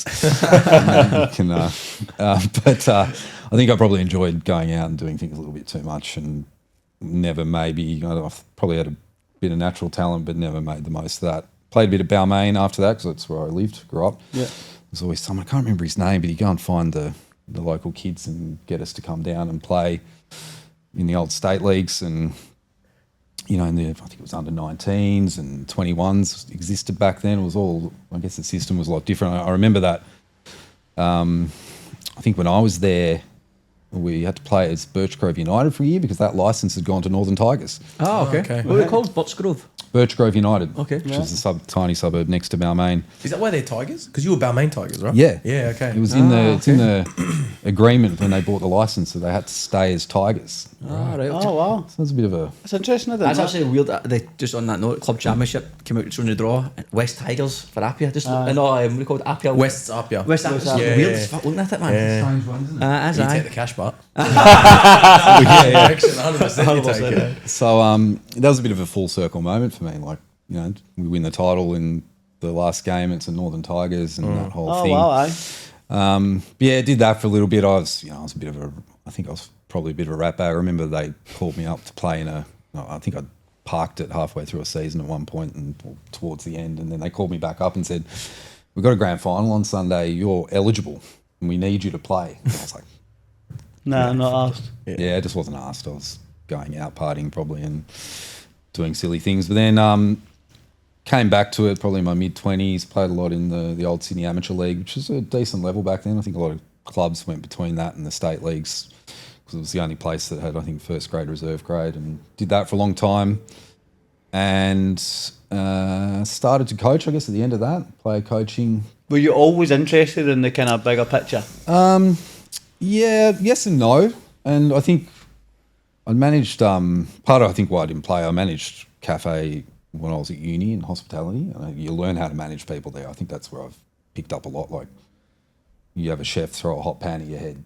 You learn pretty quickly how to manage people. But yeah, so I think started to realise then around I guess leadership and management around that. But yeah, I don't know. I coached a team, like under 17 team at local club. They hadn't even scored a goal the year before. Yeah, that's when I started. And I think the great moment we had was when they scored a goal. Yeah. It's amazing, you know, some special people involved in that. But yeah, then at some point just started to get into it more. You know, when you play that level, essentially it's local prems. You have to coach, manage, do everything, make sure the boys aren't hammered on a Friday night, get them there on time. All the coach. All that kind of thing. So I guess started to do that then, and you know, started to get a bit of an aptitude for it, I'd say, and you learn the ropes there because, like, for me, it's all relative. You know, like we have this funny story we say about when when Harry Kane went to Bayern and they wanted to bring in, I can't remember if it's Eric Dyer or Trippier they were talking about, basically for the vibes. Aye. And to keep Harry Kane happy. Yeah. Right? That exists at every level, you know. 100%. Well, I've done that before, kept a player because, you know, kept So another reason player I on get board. signed this year, man. So yeah, I think it's like there's a little bit of that. It's all relative to an extent, and But did that, and then a friend of mine went to UNSW, and it was when I was stopping playing basically. And he was like, "Why don't you come over, play a bit? You know, I know you've done your C license, sort of play, coach, be involved with it." And I turned up, and turned out he had like zero authority to have made that decision. And so and then I was sort of like, oh, what am I doing here? Like, this is a bit weird. And then he left. He went to Berries. It's Wes. And he went to Berries, and then there was some other guy that was there, and he had no idea what he was doing. And it ended up being me and Nesta. Oh, You know Claude, so you sent me a text yesterday claiming full credit for you coming to the club, by the way. Just funny. So then that's when I started. Then I was like, all right, I'll take over the 20s properly, and we had a good year, won the league, and next year I took over first grade. That's it. Ever since then, and we've just been building our way up. And that was 2017.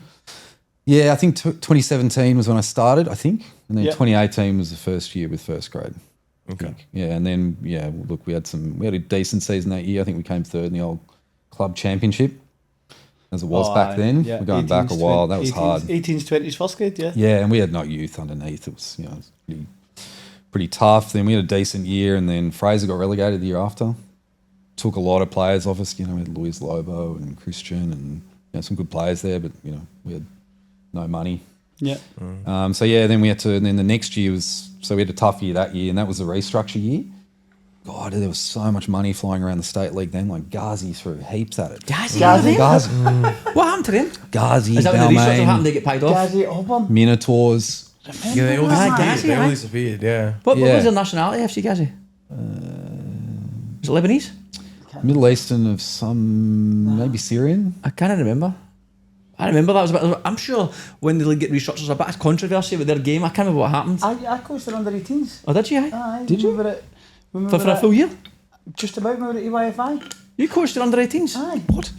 I don't remember that. FC Gazi, Ben Cracker played. Oh, that's right. Aye. Uncle's boy. At a Progress Park. Uncle's boy. At a Progress Park. Aye. I remember being in a game there and they must have just relayed and the goalkeeper came out to slide and collect the ball and went under the grass.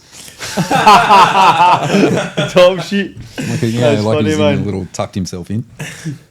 That's So, mad, yeah. Gazi, wow. And then I think that's maybe the year after that is when you guys come, you and Berkey. I think So how long were you there for? So 2020 was like COVID I think year. we're talking 2020. We then, yeah. went, but I didn't play because I decided to do my hip. Yeah, okay. So I was around, like, because Berkey was like my best mate. So him and Kev went, who's still there as Yeah, well. yeah. So I used to just go watch. I'd come down to training But had you sometimes. signed? 'cause Have I you lived- played? No, No, I didn't play 2020.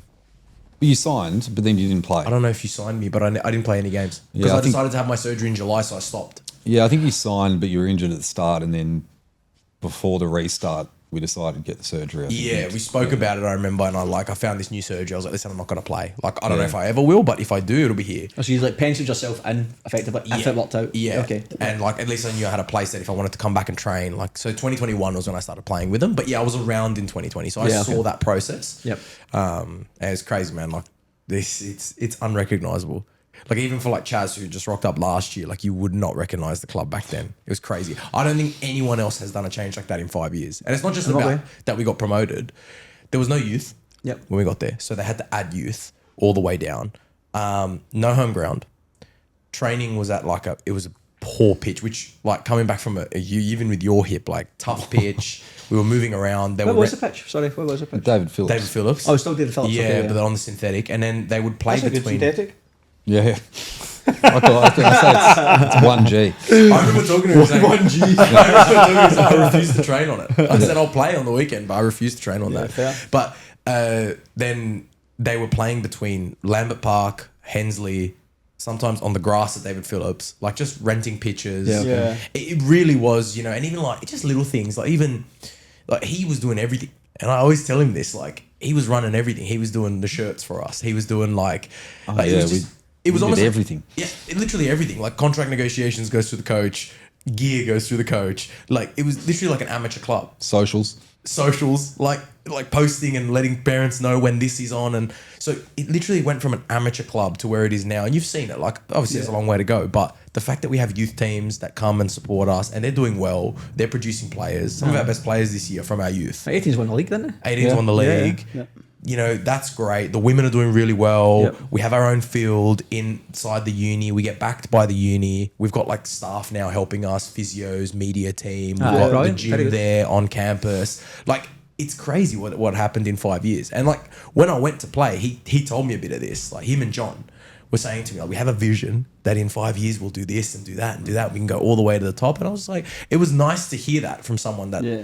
But they actually. But you're sitting there thinking, yous are talking shit. No chance. Pretty much.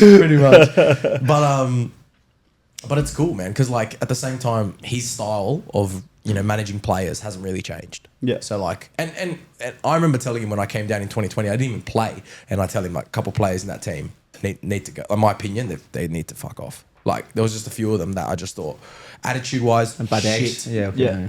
Players, shit. So it's like, what are you bringing? If you're not a good player and you got a shit attitude, You're not a good person. What are you doing? Yeah. So I remember telling him, like, my opinion is like half this team you need to get rid of him, and like, and then he brought in good people, and his style of management like doesn't really matter whether he's coaching that level or now NPL level.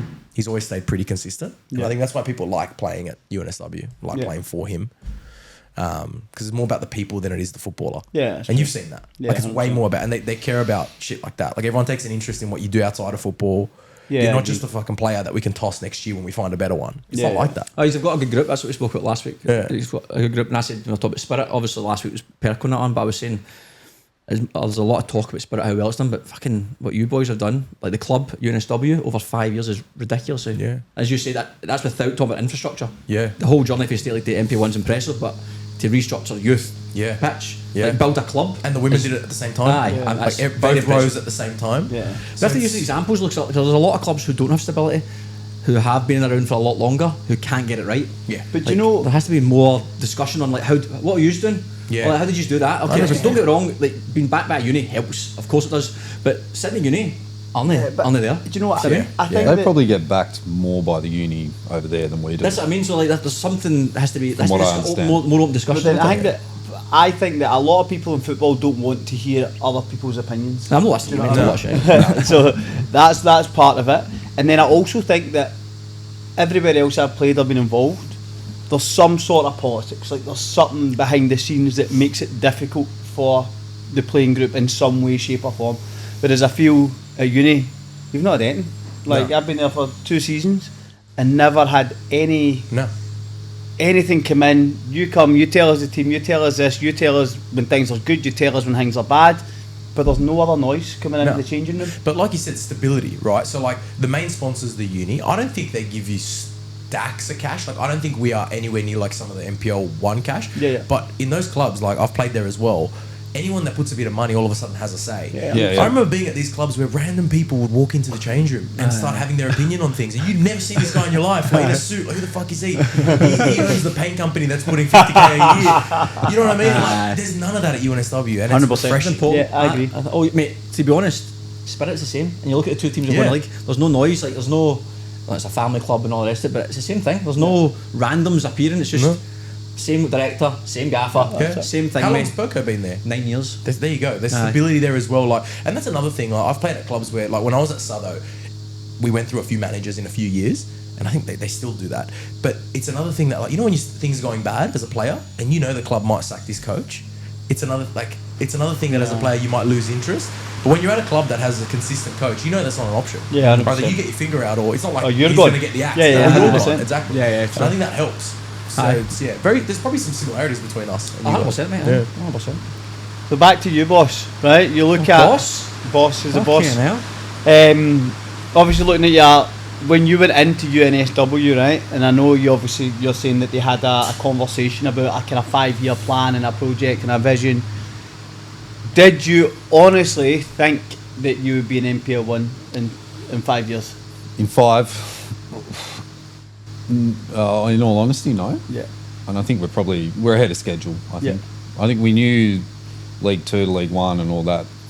Then we were confident about that, and I think without COVID, we might have done that a bit quicker. This step, and I've had countless people say to me this year, "Oh, you guys, don't worry about it. Midway through the year, it's too soon. You're not ready for that. What are you guys doing? Like, don't worry about it." And it's like, yeah, maybe, but it is.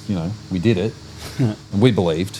Like we have all the time. We're constantly working hard away from the field to do what we need to do to be prepared, and as you say, so there's no noise for the players. I guess that's but in all honesty, no. Yeah. Yeah. Sorry, Gabe, just quickly, because of the rain, could you make Yeah. that mic just a little bit closer, Sorry. because the rain gets quite heavy in here because of that roof. I was going to ask you regarding the budget, right? Not in terms of what the budget is, but how does UNSW sit in relation to the rest of NPL2? Because there's a lot of cash flying in NPL2, a lot of clubs, and there's also some clubs with not a lot. Where do you boys sit, No idea. roughly? Are you like mid, closer to the top, closer to the bottom, I think we're closer to the top. Yeah, okay. I fucking wasn't close to the top, I tell you that much. But I'm only. So, really? Because I've heard some stuff going around. I've got no idea. I remember Inter were throwing last year cash. But another really funny, like in terms of rules, and you don't get full don't payments. get anything if you come on after this time and Yeah, it all okay. happens. Yeah, It's I think with us, look, I'd say would be. I assume we're in the top half is what I'm getting at. Yeah, okay. And Yeah, okay, probably yeah. closer to, maybe, but I don't know for sure because it's the age-old thing. Every other club's spending heaps, and your club's spending nothing, right? Like every club's like that. But I think the way we structure things is pretty heavily incentivized as well. Yeah. So we've had a successful season. So, Yeah, so you've spent maybe there's some things there, promotion bonuses and whatnot that maybe we'll Yeah, I'm still waiting. I'm still waiting. tip it up. Patiently. Timmy's still waiting. He'll be waiting a long time. Yeah. The amount of players that I just discovered don't read their contracts is incredible in the last couple of weeks. So I talked about promotion once. Yeah, Timmy had no idea. So we talked on after the last game. We went to Regent, and then so he mentioned to me, and I was like, yeah, I had it in my contract, and Tim was like, did you have it as well? So obviously he's went in and we're now taking the piss because we had a bonus for getting promoted, and Timmy had fuck all and getting promoted. Schoolboy. But yeah, look, how do we sit? I don't know. I mean, the other thing is that from a coaching perspective, I know that, you know, myself and Harvey, and we're all professionals outside of this. At I guess, operating at a decent level in our other jobs. What do you do? So it's not. Well, I work in apparel at a place called Deus. You know, I'm the COO there. Like, I have a decent job. Harvey's a GM of, you know, one of Australia's biggest pharma companies. Like, that Joystick's machine, I think. Oh, that's right. So is that? yeah, you can. How do you say the first part? Deus ex machina. What do you call it? We'll see it again. Deus. Deus ex machina. It's Latin. What do you say? Juice ex machina. I never knew how to say it. Juice machine t-shirts. That's brilliant, man. So I know for a fact, like, you know, I'm pretty sure I'd be the lowest paid coach in the league for sure. Yeah. And, Okay. Yeah. yeah, for sure. But it's my choice how I'm the director of the program. I allocate where I see fit, and that's my choice. That's okay. Yeah. So yeah, I guess we're putting it back into the players, maybe more so than other areas, or we're operating efficiently in smart ways where we can. You know, going into NPL 1, does anything change? Oh, look, I think, like I said before, like I believe things are all, you know, it's relative. We'll still operate the same way, and there'll still be the focus on the players and the, you know, them as humans and young and older men. Like, that doesn't change. Obviously, we need to bring in, you know, a little bit of extra quality across the field.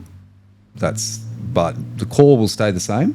Has to. There's a great culture there. That's part of it. That's, I think, been a big part of the success. You know those times when it's your back's to the wall, or you got to go play a catch-up game midweek before round 29. Like, you know, there were tough moments, and, you know, we had a lot of injuries as well. You know, I think those things all play a big part. Yeah. And so that won't change. I think the fact you've got 21 bodies going to Cairns says everything. The culture, I think obviously, because I know, speaking to you and speaking to Claude in our episodes, like, knowing that there's a lot of our mates, like, even like boys you spoke about, we're trying to sign him because he's mates with him and he's pals with him. You go, oh, okay, that's class. Aye. But to play devil's advocate, sometimes that can be tricky because, like, no disrespect to some of the players, they're not going to be NPL 1 quality to have a successful season. They can play in NPL 1, but to push you on to that next level, not getting relegated. So of course. Disjointing that, that's the art of coaching, I suppose. How do you navigate that? There's a harsh reality there that, you know, and I can't escape that, and that'll happen, right? That has to. But, you know, for the most part, we did the same League 2 to League 1. Yeah, true. You know, it was, the core is still there that was in League 2. Yeah. Right? And, so yeah, we'll do that, obviously. We have to, but I think what's an advantage to you is where you're located. Like, being in the eastern suburbs is definitely an advantage for a lot of players, like, especially people who live around. You can pay a bit less. I agree. Than like a Mount Druitt or something because of location. Yeah. But I think he's got a really hard job now. Like, to your point, the last two teams that won the league have gone straight back down. And it's about, like, looking at why that happened. I mean, you probably know more than me, but why did Hills go back down? Why did Mount Druitt go straight back down? Is it because they kept the same team, or is it because they didn't keep the same? Like, because I think what also happens is you don't want to end up taking the lads who can't get a go in NPL 1, because they're usually the ones that'll call you straight away. Sign me, but they haven't got any minutes for their clubs who are in the bottom half of NPL 1. And at that point, it's like, is it really worth taking them? So I think, you know, you probably, but at the same time, you need to add quality. There's no doubt the jump. I think the jump from 2 to 1 is bigger than 3 to 2, I think. Well, I think it went through an issue, maybe I don't know the exact number, but I think there was a fair bit of turnaround. The office lost, just like, was it Andre Gomez, is that his name? Yeah, they turned over that squad. But the way they played in League 2, and this is, we scored 6-7 goals against them in 2 games. Like, they shipped a lot of goals, firstly, so their core wasn't strong. Secondly, Andre Martin. They based 90% of their game around him. I mean, he goes. Yeah. So instantly you're going, we need to replace him, and they brought in Joey Gibbs. Who's a good player, but he got an injury.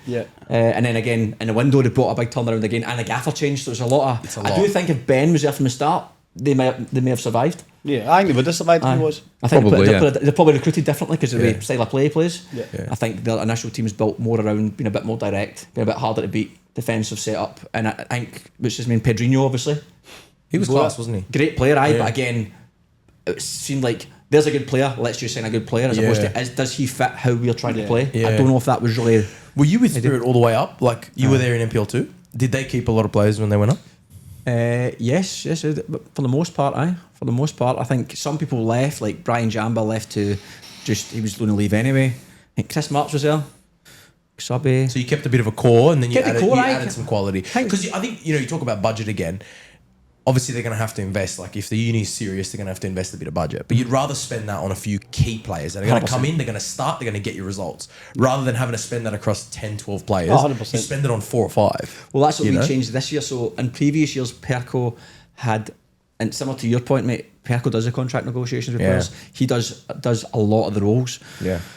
So so in previous years, he's tried to spread the budget across a whole squad. It kept us in the league, but had good cup runs and all the rest of it. But this year, I remember him saying to me before pre-season, right, I'm going to go for it this year. I'm going to take a chunk of the budget and just get some key players. We got Akubu, we got Afuka, we retained like Mikey, was running a bit. So we could put out, like, who do we need to replace?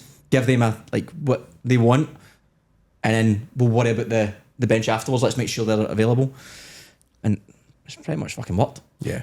I mean, it's pretty much fucking worked. Because yourself, like, some key players, if you look at all the teams across the league, it is usually those 3 or 4 players that keep popping up in each team. Aye, like the core players who are going to get you the win, especially centre forwards. Yeah, like, and there's not a lot of good number 9s. No.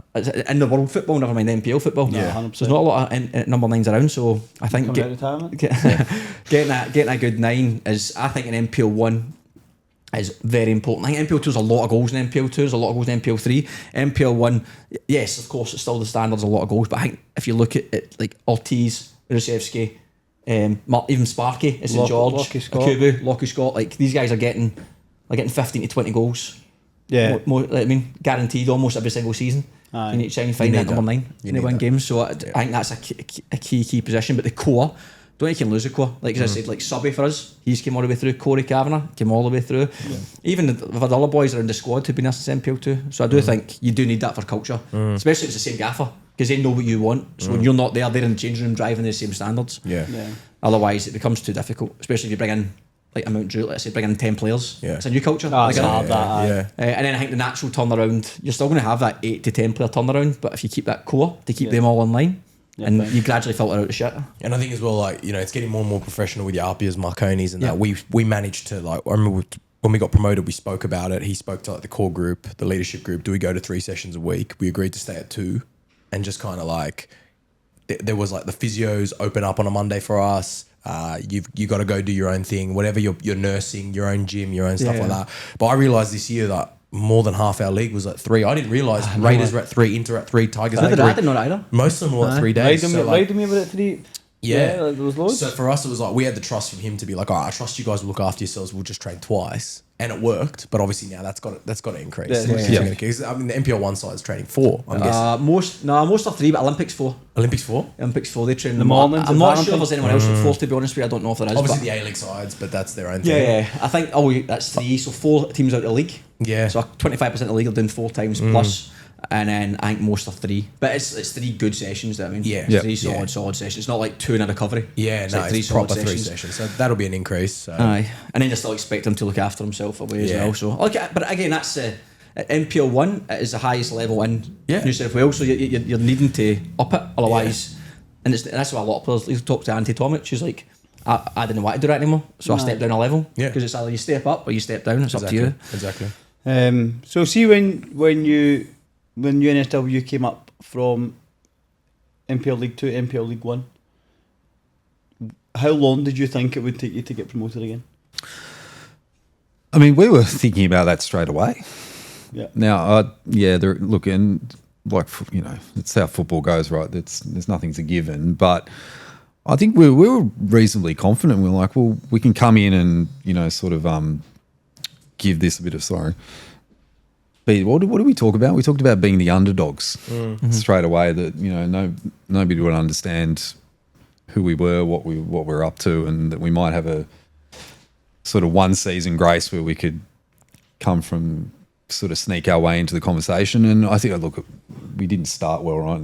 Like we had was an insane amount of change at the back, like 15 different Yeah. backline combinations in the first 15 games, like literally 15 different. It was crazy. Then we settled in and we were there. We were on like virtually championship pace, I think, in the back half of last season. Second half, yeah. And, you know, we weren't that far back off what Mount Druitt had done. And I think around that point we were sort of like, well, we can do this, no problem. And so I think this year we committed to it. You know, as a group off the field, we did as well. And we're like, we'll go for it. You know, we're thereabouts. We can do this. So did I think this year? Yeah. Last year, you know, sort of like, we could have a sneaky crack at it, but this year, definitely, yeah. Because you know, I think if you look at the last 2 years, so you had Hills go up to NPL 1, come straight back down. Only one went up, and then you went Mount Druitt up, straight back down. Nepean up with Uni, straight back down. Mounties up, straight back down. Yeah. So it's really like a credit to everyone at the club, really, for going in and having a year to kind of. I think last year, the men and the women, because the women went up last year as well. I think there was a point where we were the only. I think we may have been the only promoted teams that stayed up in all the leagues. 100%. So that was, testament to the club. Oh, I think the hardest thing, even in professional football, is staying in the league the first year. Yeah. So that was, even when we moved up, it was like goal number one is, can we solidify ourselves as an NPL 1 football side? Yeah. Whatever that looks like, can we solidify ourselves? And even 2 years of that, if you can do it for the second year, St George City have done it, we've done it, Central Coast Man have done it. So 3 out the 4. St George FC. Western Sydney Wanderers. So basically, when we all went up, that year 4 went up, we've all stayed in the league since then. Yeah. And then in between that, people have bounced up and down. So if you can do that for that first year, then I think you've got, give yourself a right good crack. Because after that first year, people go, they're in NPL 1 side. And then they want to come to you, as opposed to that first year, people are all a wee bit hesitant. Like, are they going to go straight back down? Is that going to be a relegation battle? Yeah. But if you're not in that the first year, they go, it's only going to go up for here. It's only going to strengthen. Aye. So it's the first year's tough. You look at this year, Jets have done it as well. Jets have been very comfortable. You'd expect that, wouldn't you? You'd expect that. They're fantastic. They're good, man. They're a good side. Every time. Brilliant team. The question is, will they want to go up? That's the question. Yeah, it's true. Will they ever go up? Maybe that's the right place. I think they do. Yeah.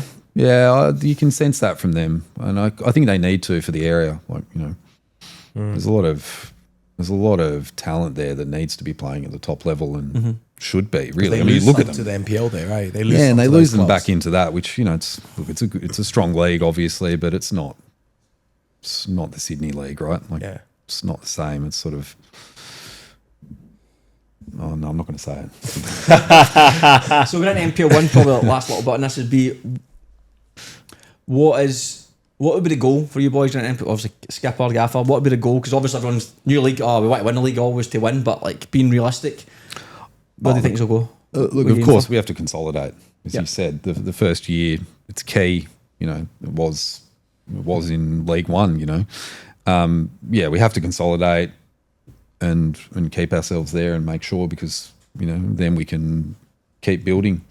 It's what we've done every year. I think we've just kept incrementally building up, so we'll do the same thing. But yeah, the first and foremost, we'll consolidate ourselves. But, you know, what that looks like, I'd hope it's not down the bottom end. If we can get ourselves into the mid-table at a minimum, then that would be nice. But when do you go back to training? November? December. Yeah. I think that there's, you know, you speak to anyone from Europe or whatever, like our off-season or pre-season. It's mental, isn't it? 3 months, 2 months, some of these teams are back in October. Like, what are you doing? I think St George FC, the one that Bay was with, they started on October 25th or something. Why? Raidomir were similar. I think Raidomir went straight back to 3 a week. Wow. In October. Don't get me wrong, I want the guy, you know, the boys need to be in the gym and... You send us the programs again. Yeah, and did that doing the year. things to fix and optimize their bodies and all those, you know, all that stuff. Of course, that starts now, but from on the pitch, no. For me, I think it's really important that we have a break, like mentally. You know, we're playing a longer season than the A-League. Yeah. And, No, I think the mental break's and we have essential, jobs mate. and studies and lives outside of football. I think it's really important to have that mental break, refresh, and then come back and, you know, especially if you want to, you know, like we were still going 2 weeks ago. You know, it's 40 weeks since we started. Yeah. And that's a challenge for boys like the Apia boys or even Spirit and who are involved in this championship. We've got this week off. Well, obviously, ideally we didn't have it off and we got to the final, but Apia, I've got this week on. I'd imagine I'll have the next week off. Yeah, and then They've got a 2-week window to train for the championship. And then you're back in the championship, and if, let's just assume Apia fancy themselves to win it, their final would finish on December 9th. And then what? And the pre-season, you'd obviously have to have a gap. They'd go back to say pre-season the 7th, 8th of January. And the season for NPL starts on February 2nd, February 9th. Yeah. Aye. So over like a year, was that about 12, 18 months? You're probably talking over almost 24 months. Over like almost 2 years. Aye. You're only getting like 4 weeks off or something. Yeah. Fucking nuts. Crazy, man. Whilst working and working it's like it's too much. It's I mean, wild, I man. noticed it. Like it's tiring. Exhausting. I said that when we lost on Sunday. Obviously, I was devastated, gutted, all the rest of it. But when I woke up Monday morning, I was a bit like, I've got a week off, man. It was a wee months like a bit of like, I said to Perk, I'm like, mate, I'm drained and I'm the fitness coach, mate, so you must be exhausted. And I think that when you're in it, you don't realise. No, you you don't. just No. go and it's Go bam, bam, 100%, bam, it's aye. my week, it's my week, it's my week. But then, as you say, see when the final whistle went, it's almost just like, Aye. It's a long season for players, that man. was tough. Yeah. And then, do you know what was really nice? Just watching, knowing there was a team playing up the playoff. we never played. That's amazing. Well, we did that meant Brilliant, man. when we had, the year we went up, it was 4. But the final was St George versus Central Coast Manors, but we were on the end of season. So we're on the pub watching, like, fuck playing now. We're already promoted.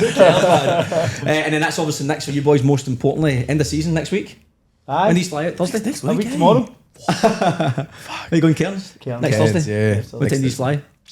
I get there at 6:30. Oh, you're leaving I'm leaving at 10:45. Are you leaving the rest of the boys? Well, I'm flying with Tim, Jack, You guys are the first group. Husey. Oh, you're not all flying together? No, we've just so everyone booked their own flights. Yeah, okay. Because everyone have different work schedules and that. Yeah. So I leave in the morning with Husey, Gil, Tim, and. Have you got apartments or a gaff? Like one house? No, so we're staying at a hostel. Oh, yeah. We're staying at like a party hostel up there. So Yeah. I booked the boys 3 7-bed dorms. Because I just thought like, and then we split it into like defenders, midfielders, forwards. Yeah. Because Does he keep on your own room? Go keep I get on, man. you're with us. But I think like there's a good balance in each one of like Fruit Loops that won't go to sleep. Okay. And the ones that will try to sleep. So I like that balance. Otherwise, it would have just been like the ones that want to sleep will Party go into room. their own. Yeah. Aye. So now I've split it so that like. You're not going to sleep, mate. Exactly. You know what I mean? Like, those lads that think that they're going to sleep, they're not going to. You're like, see no room? Fuck's sake, Yeah. man. Nightmare. And you just go fly back Sunday? Yeah. Aye. So it's just Do you know what? 3 days at Gilligan's, basically? Yeah. Very much. That's what his name. He's staying at Gilligan's. Yeah. So Tim sent me the flights that he'd booked, right? And it was like leave Sydney at 10 o'clock, leave Cairns at like 4:45 in the afternoon. Yeah. And I was like, why on earth are you leaving at 4:45? I was like, we're going to get kicked out there whenever we're staying at 10 o'clock in the morning. Like, what are you going to do? And I was like, I never thought of that. Oh, no. So I'm Hanging about I know, rough, man. man, rough. So I've got my flight back at 10:30 or something on the Sunday morning. But I 4 in the afternoon, fuck that. We fly Byron 10 in the morning next Thursday. But I think we're all pretty much everyone's on the same flight. Oh, we'll see you at the airport. Fuck, sorry, what? Oh, fucking yellow the airport. Brilliant. That's brilliant, That's man. superb. That's so. And then Friday, funny enough, Chaz is. I'm lecturing Chaz on Friday. Yeah, I know. I'm doing This Friday.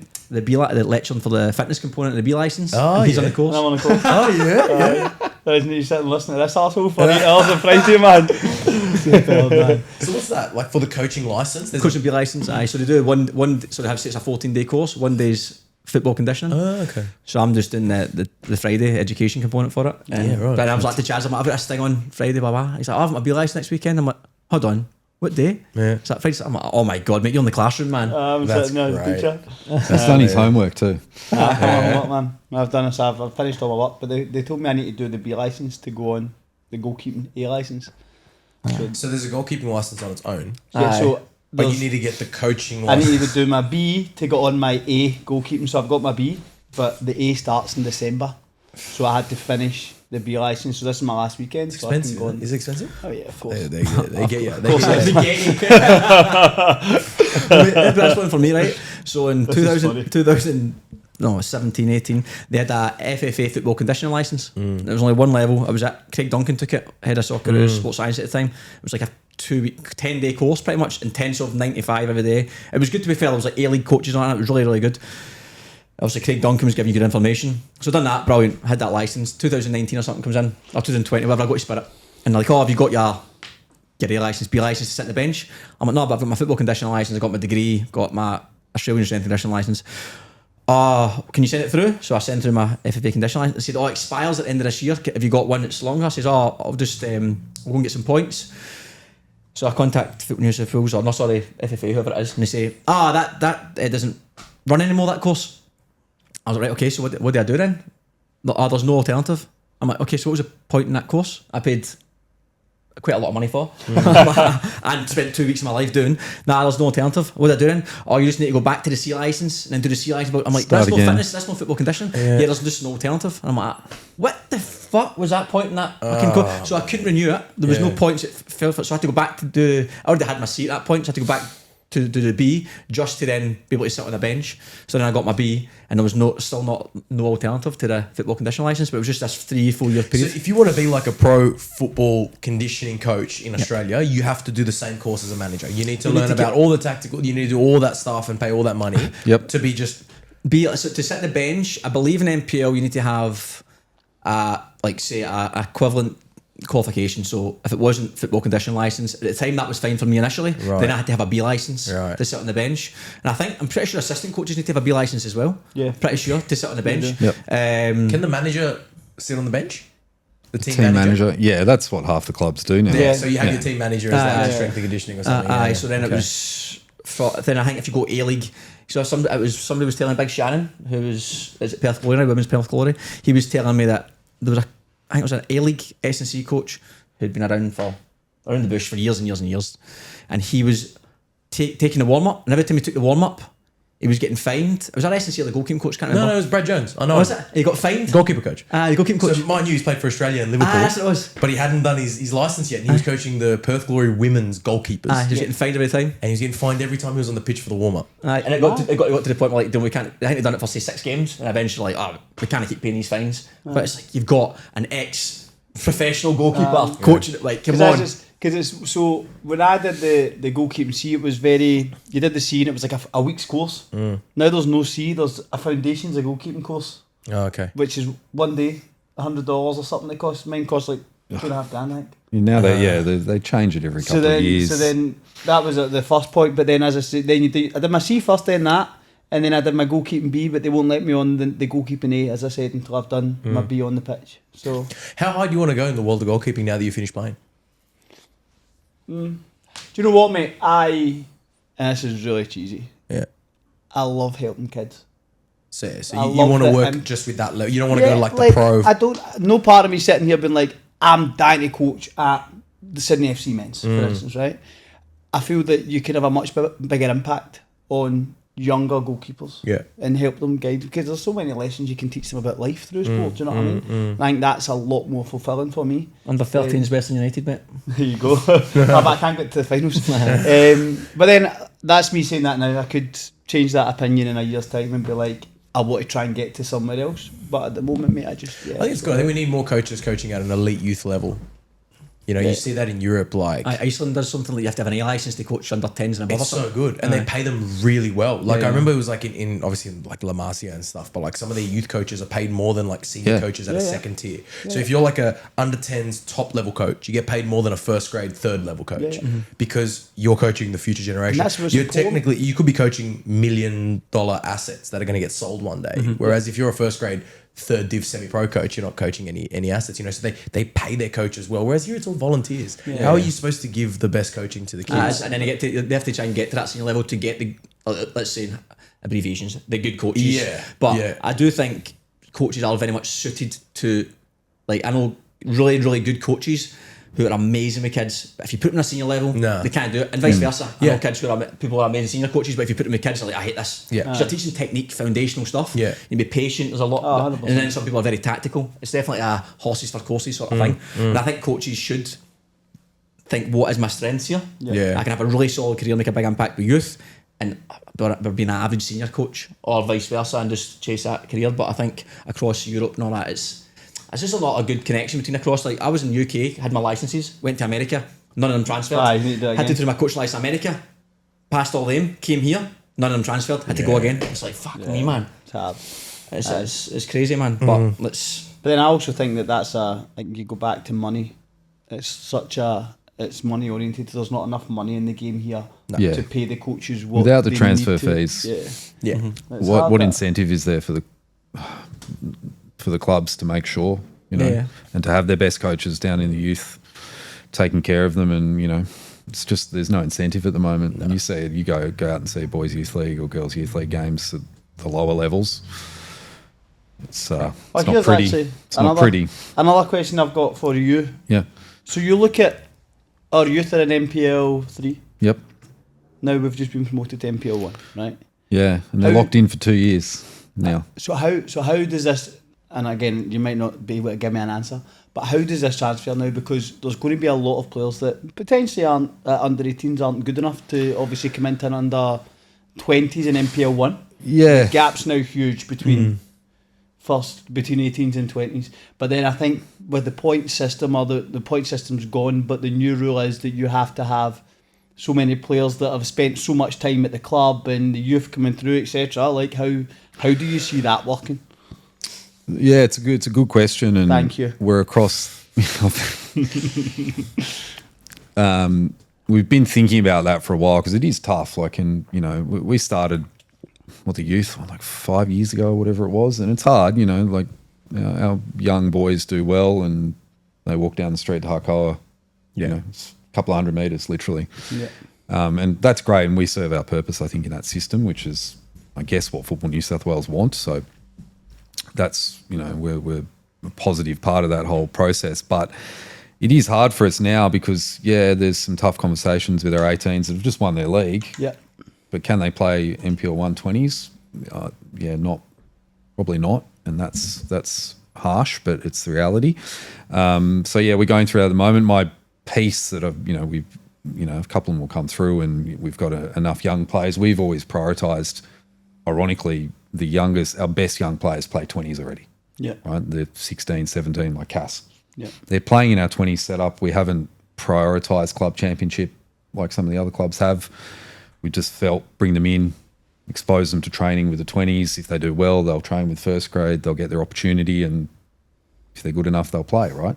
So in a way, we've sort of covered ourselves there, but moving forward, what I've tasked them with in the 18s and 16s and 20s even is go and find top young players that are maybe 3 to 4 years too young for your age group, and have a couple of those guys, like find them, the ones that get it, and bring them in as early as possible so that we can qualify them as homegrown, so that they're embedded in our system. We know them because they're the ones that we'll reward, right? And the ones that came early, Corby, Gill, some of those younger boys that have come, and Cass, again, another example, they're embedded in the system now. They're our guys. We'll reward them for that they came early, and they're worth a little bit more to us because they've been there. Obviously, that's part of the system, but that's the piece that we can do to say, hey, you came here early, and their peers are now on the phone to me. My phone hasn't stopped since then. All their peers they play with, but I can't bring them. Every year my phone goes off the hook with NPL under 20s boys that have aged out, and they're at those big clubs, and they've been sold the dream, and they didn't get a look in, didn't train even with first grade. And then all of a sudden they turn around and they want a first grade gig. They look at us and think, oh, I can go there. So it doesn't work like that, boys. Sorry. You're now in the mix with 10, 15 years worth of first grade players like in the pool, and you've got to come earlier. And the ones that trusted, that saw the vision, in the same way that Claudes did back in the day, now they reap the rewards. And, now it's sort of, they've got the opportunity. It's up to them now to take advantage of that opportunity that we've. But that's our sort of. I remember tactic. Even like left back Emilio. He was working at Ultra Football, and one of the guys there at Ultra, who I've known for many years, he's a coach as well, and he was saying to me, he's like, I don't agree with his decision to join you guys because he left Rockdale 20s and came to us in NPL 3. Yep. And he's like, I don't agree with that decision. Like, you're knocking on the door of Rockdale first grade. And I was like, yeah, but to his credit, I'm like, Emilio, were you training with him? Were you playing with him? He's like, 0 minutes. Train every now and then, but not really. It's like, okay. But he's come up with us all the way now back to NPL 1. So this is probably his only way to get there. At Rockdale, he probably just would have been flicked at 20 years old and had nowhere to go. But I think now it's interesting because when I joined, they were like, we were the 4th Eastern Suburbs club, right? So you had Hakoah, Dunbar, Sydney Uni, and we were the lowest ranked. and we flipped that in 5 years. Yeah. So now it's like if you're a 17-year-old kid, you got a decision to make. 16-year-old, do you go play for Alcoa in NPL 1, but knowing when you turn 18, you got to drop to NPL 2 in their 20s? Yeah. Or do you go to UNSW, knowing that you can play already NPL 1 as soon as you turn, you get into 20s. So there's a decision to be made at that age. And I always stress to these guys, like, not enough people know about what we can offer from an education point of view as well. Like you can get degrees for cheaper than anyone else. You can get scholarships, stuff like that. That has to be spoken about more to these parents. Like, you got a 16-year-old kid that's tossing up between Alcoa or UNSW. Not only are you going to get to NPL 1, but you're going to get like a uni degree as well. That's got to be a massive draw factor. Yeah, if you play with us, you can. If you're in our system in the youth, you can get a few ATAR points off. Or ATAR, is that what it's called? There's heaps of things for HSC and for uni. But come on, man, how many are going to go pro? Like, that's something you have to consider, No, but I think that's probably consistent across all clubs. I don't think any club sells themselves well enough. No. There's too much speak about money, and like I think it's an issue with NPL 1 in particular, and even NPL 2 now.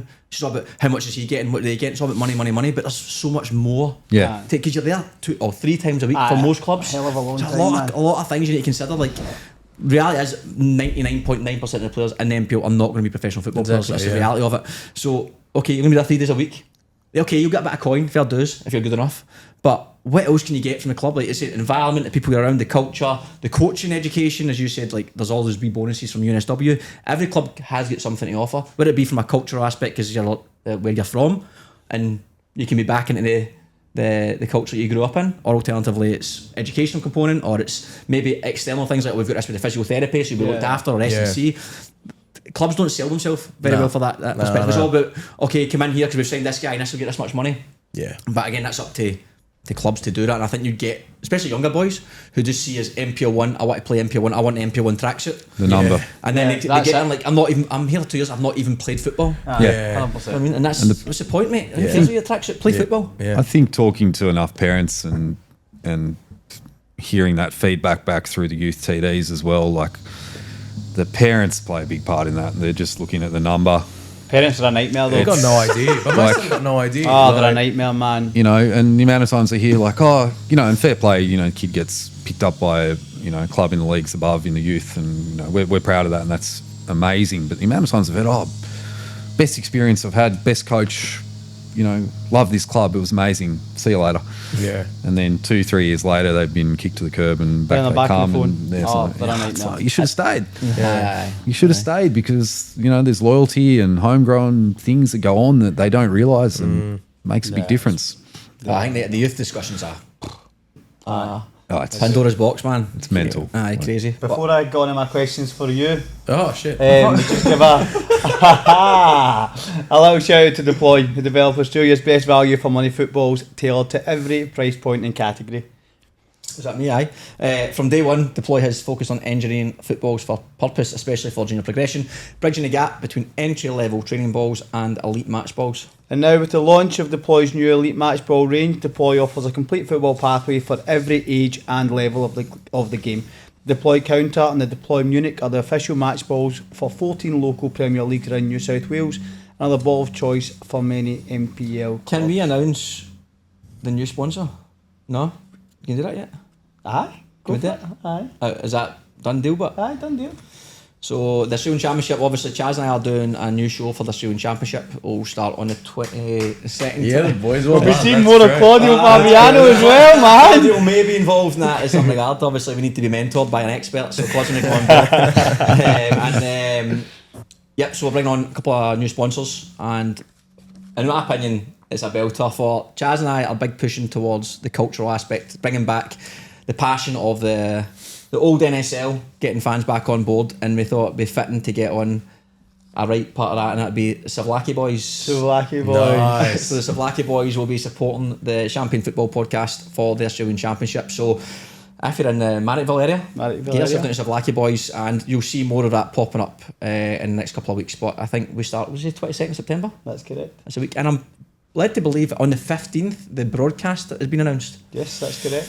And then the 22nd we'll see more marketing from Do you know Football what's funny? Federation. Claudio was always smile there as if he knows something. Of course he fucking Of course he does. Of course he knows. I've heard good things, but we'll leave it 5 days. So if you're obviously interested in the Championship, next 2 weeks you'll see more marketing from FFA, and you'll see the broadcast announcement, and then you'll see Chaz and I pop up a wee bit more often. Eating the hunters or souvlaki. Souvlaki, aye. awesome. Big one. Okay, I mean, I don't know how much more questions you can ask this guy, but I just want a summary on the past year for you, from like obviously you're the captain, officially the year before with Bucky, and you kind of shared your vice captain to Luke, and then this year you've been our captain, kind of got us promoted. is Bucky your best mate?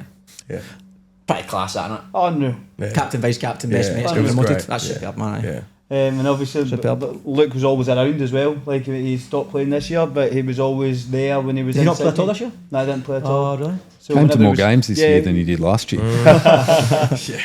So yeah, obviously you've been there for the journey. Yeah. So what were your thoughts, and how did it feel for you to help the club get promoted to NPL 1? Yeah, really good. This year was like, it feels so special. When we finished against Tigers, it was just felt like, not, I wouldn't say job done as such, but like a big relief off my shoulders, because I'm getting to that age as well. And even like with my other, like with my actual career, that's going in other directions where I don't know how much longer I can, you know, dedicate this much time to playing football, and I don't know how much longer I can do it for. So this year felt like a really important year. And I said to Gabe, I said, I don't know personally how I would have picked up and gone again in League One another year. It would, like, because I've always kind of earmarked 26, I turned 30, hopefully got some opportunities to maybe go elsewhere. So I always, like, I really said to him, like, by that age, I'd love to be in NPL 1.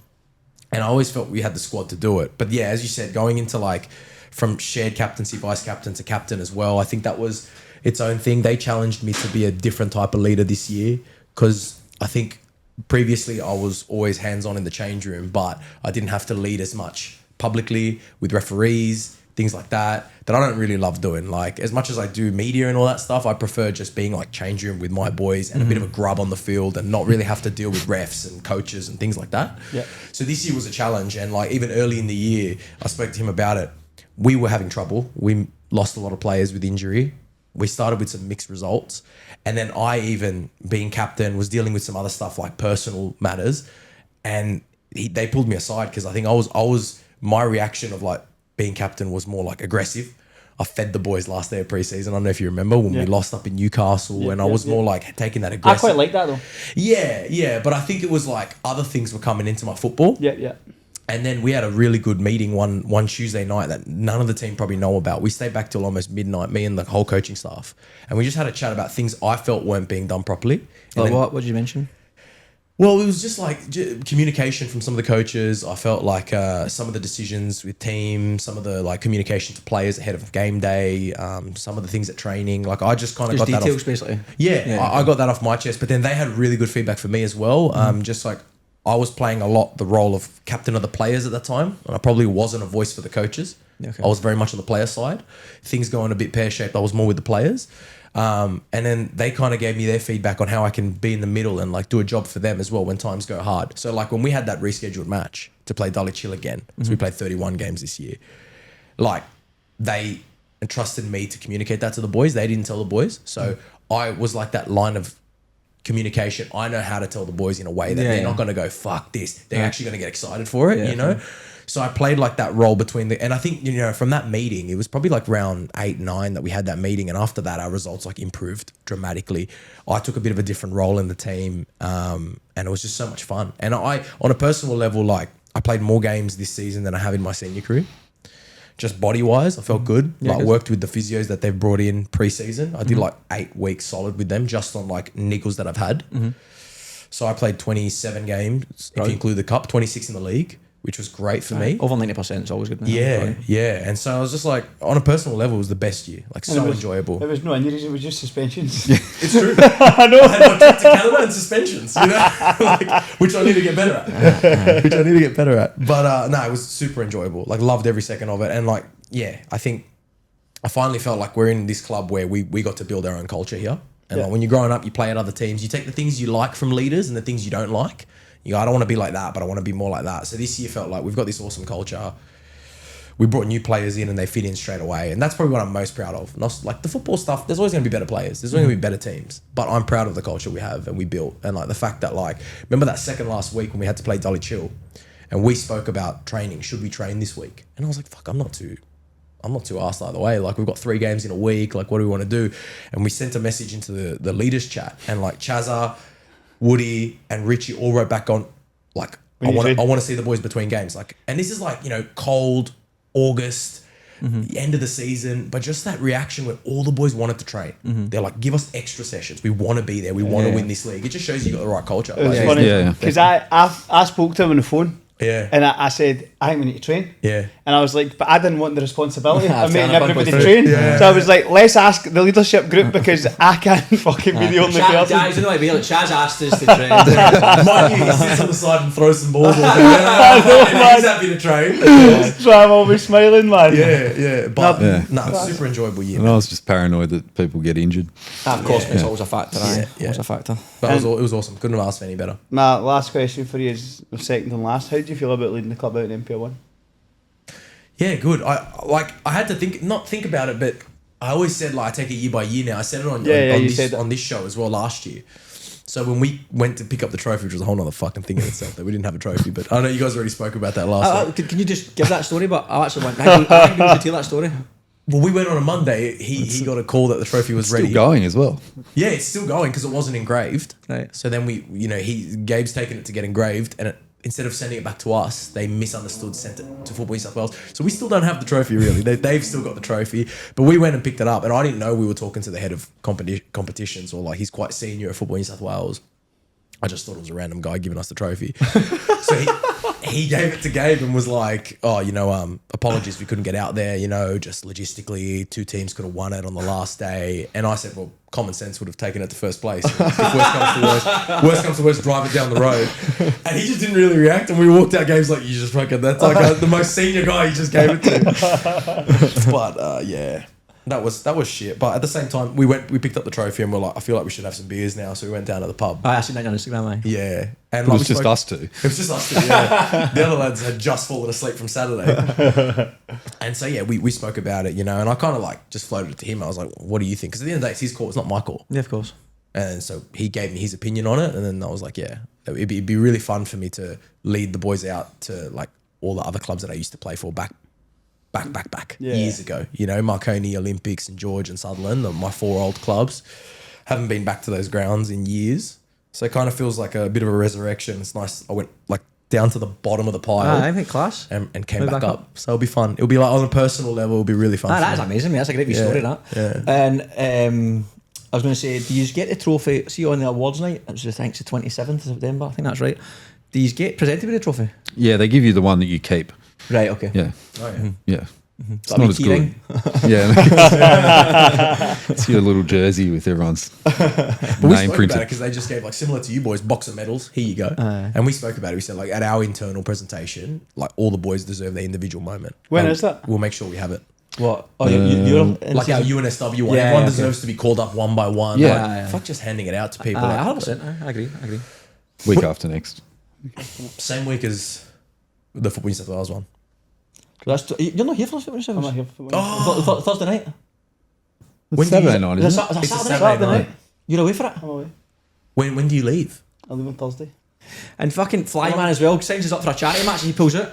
He's like, oh guys, there's a charity match in September. Do you want to play in it? It's the one with UBF. Yeah, I'm playing in it. Are you? So man, Yeah, I yeah. fucking know somebody. He's like, brilliant. And I meet Big Abdo for UBF at the game on Saturday. He's like, big man, looking forward to the game. I was like, I'm buzzing for him. He's like, Chaz pulled out. I'm like, what? Message me saying you kept that quiet. Oh, fuck. Do you know what actually happened? So you kept the missus happy. After 40 weeks. You're tired, you said. You're not playing more football. Do you know what happened? See last week when you were talking about the charity game on this? You said 28th, 29th. That's when the penny dropped for me. I didn't know until then. So the charity match is on the 28th, is that right? Sunday? That's correct, the Sunday. And the end of the season's on the 27th? Oh, we're going to be hanging for that. I was going to say, fuck it. Come on, your team, man. Obviously, I can mark you and just don't tackle. It's brilliant. I'm going to the Gold Coast on the Thursday. I'm going to go and coach. Right, is there anything else? Yeah, I'm working. No, that's everything. Okay, well, congratulations again, lads. Tremendous. You too, man. Aye, tremendous Thank you, journey. Grant. Obviously, both of our seasons are now at an end. I know. Thank you for bringing me on the journey. It's been great. Pleasure, Chaz. Superb. And obviously, most important part of the season, end of season next week. Enjoy yourself. You too, mate. Aye, do you have a coach's one? We're gonna have lunch. Lunch, yeah. A bit more civilised. We've got no. I mean, Bottomless brunch. I've contributed enough to this trip though. So They pay fines. They say fines.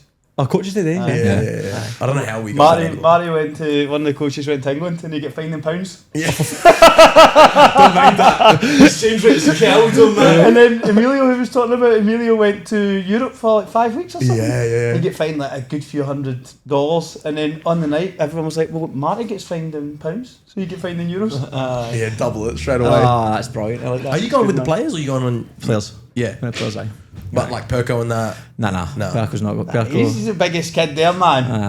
Yeah. I'm too immature, man. Yeah. Far too immature. I'm looking forward to it. I'm buzzing for it, man. To be honest. I've not had a trip since my son was born, so That's awesome. I'm chomping at the bit. Well, happy birthday, Maxon. My son's birthday today. Aye, brilliant. happy aye. birthday. happy birthday. Aye, class. He's loving it, man. He's loving it. Wee man. Go for a pint. Okay, cool. No, thank you very much for your time, gents. And grand Appreciate final it. this weekend. Yeah. Make sure you tune in, everyone, on Yes. YouTube. Support the game. Support Football News of 100%, Wales. aye. And good luck to Appia and Rockdale. Yeah. Hopefully it's a cracker. Cheers. Cheers, guys. cheers. Cheers. Yeah, good episode, man. Yeah. Thanks for having us. What was that guy's name you said? The gaffer was the white.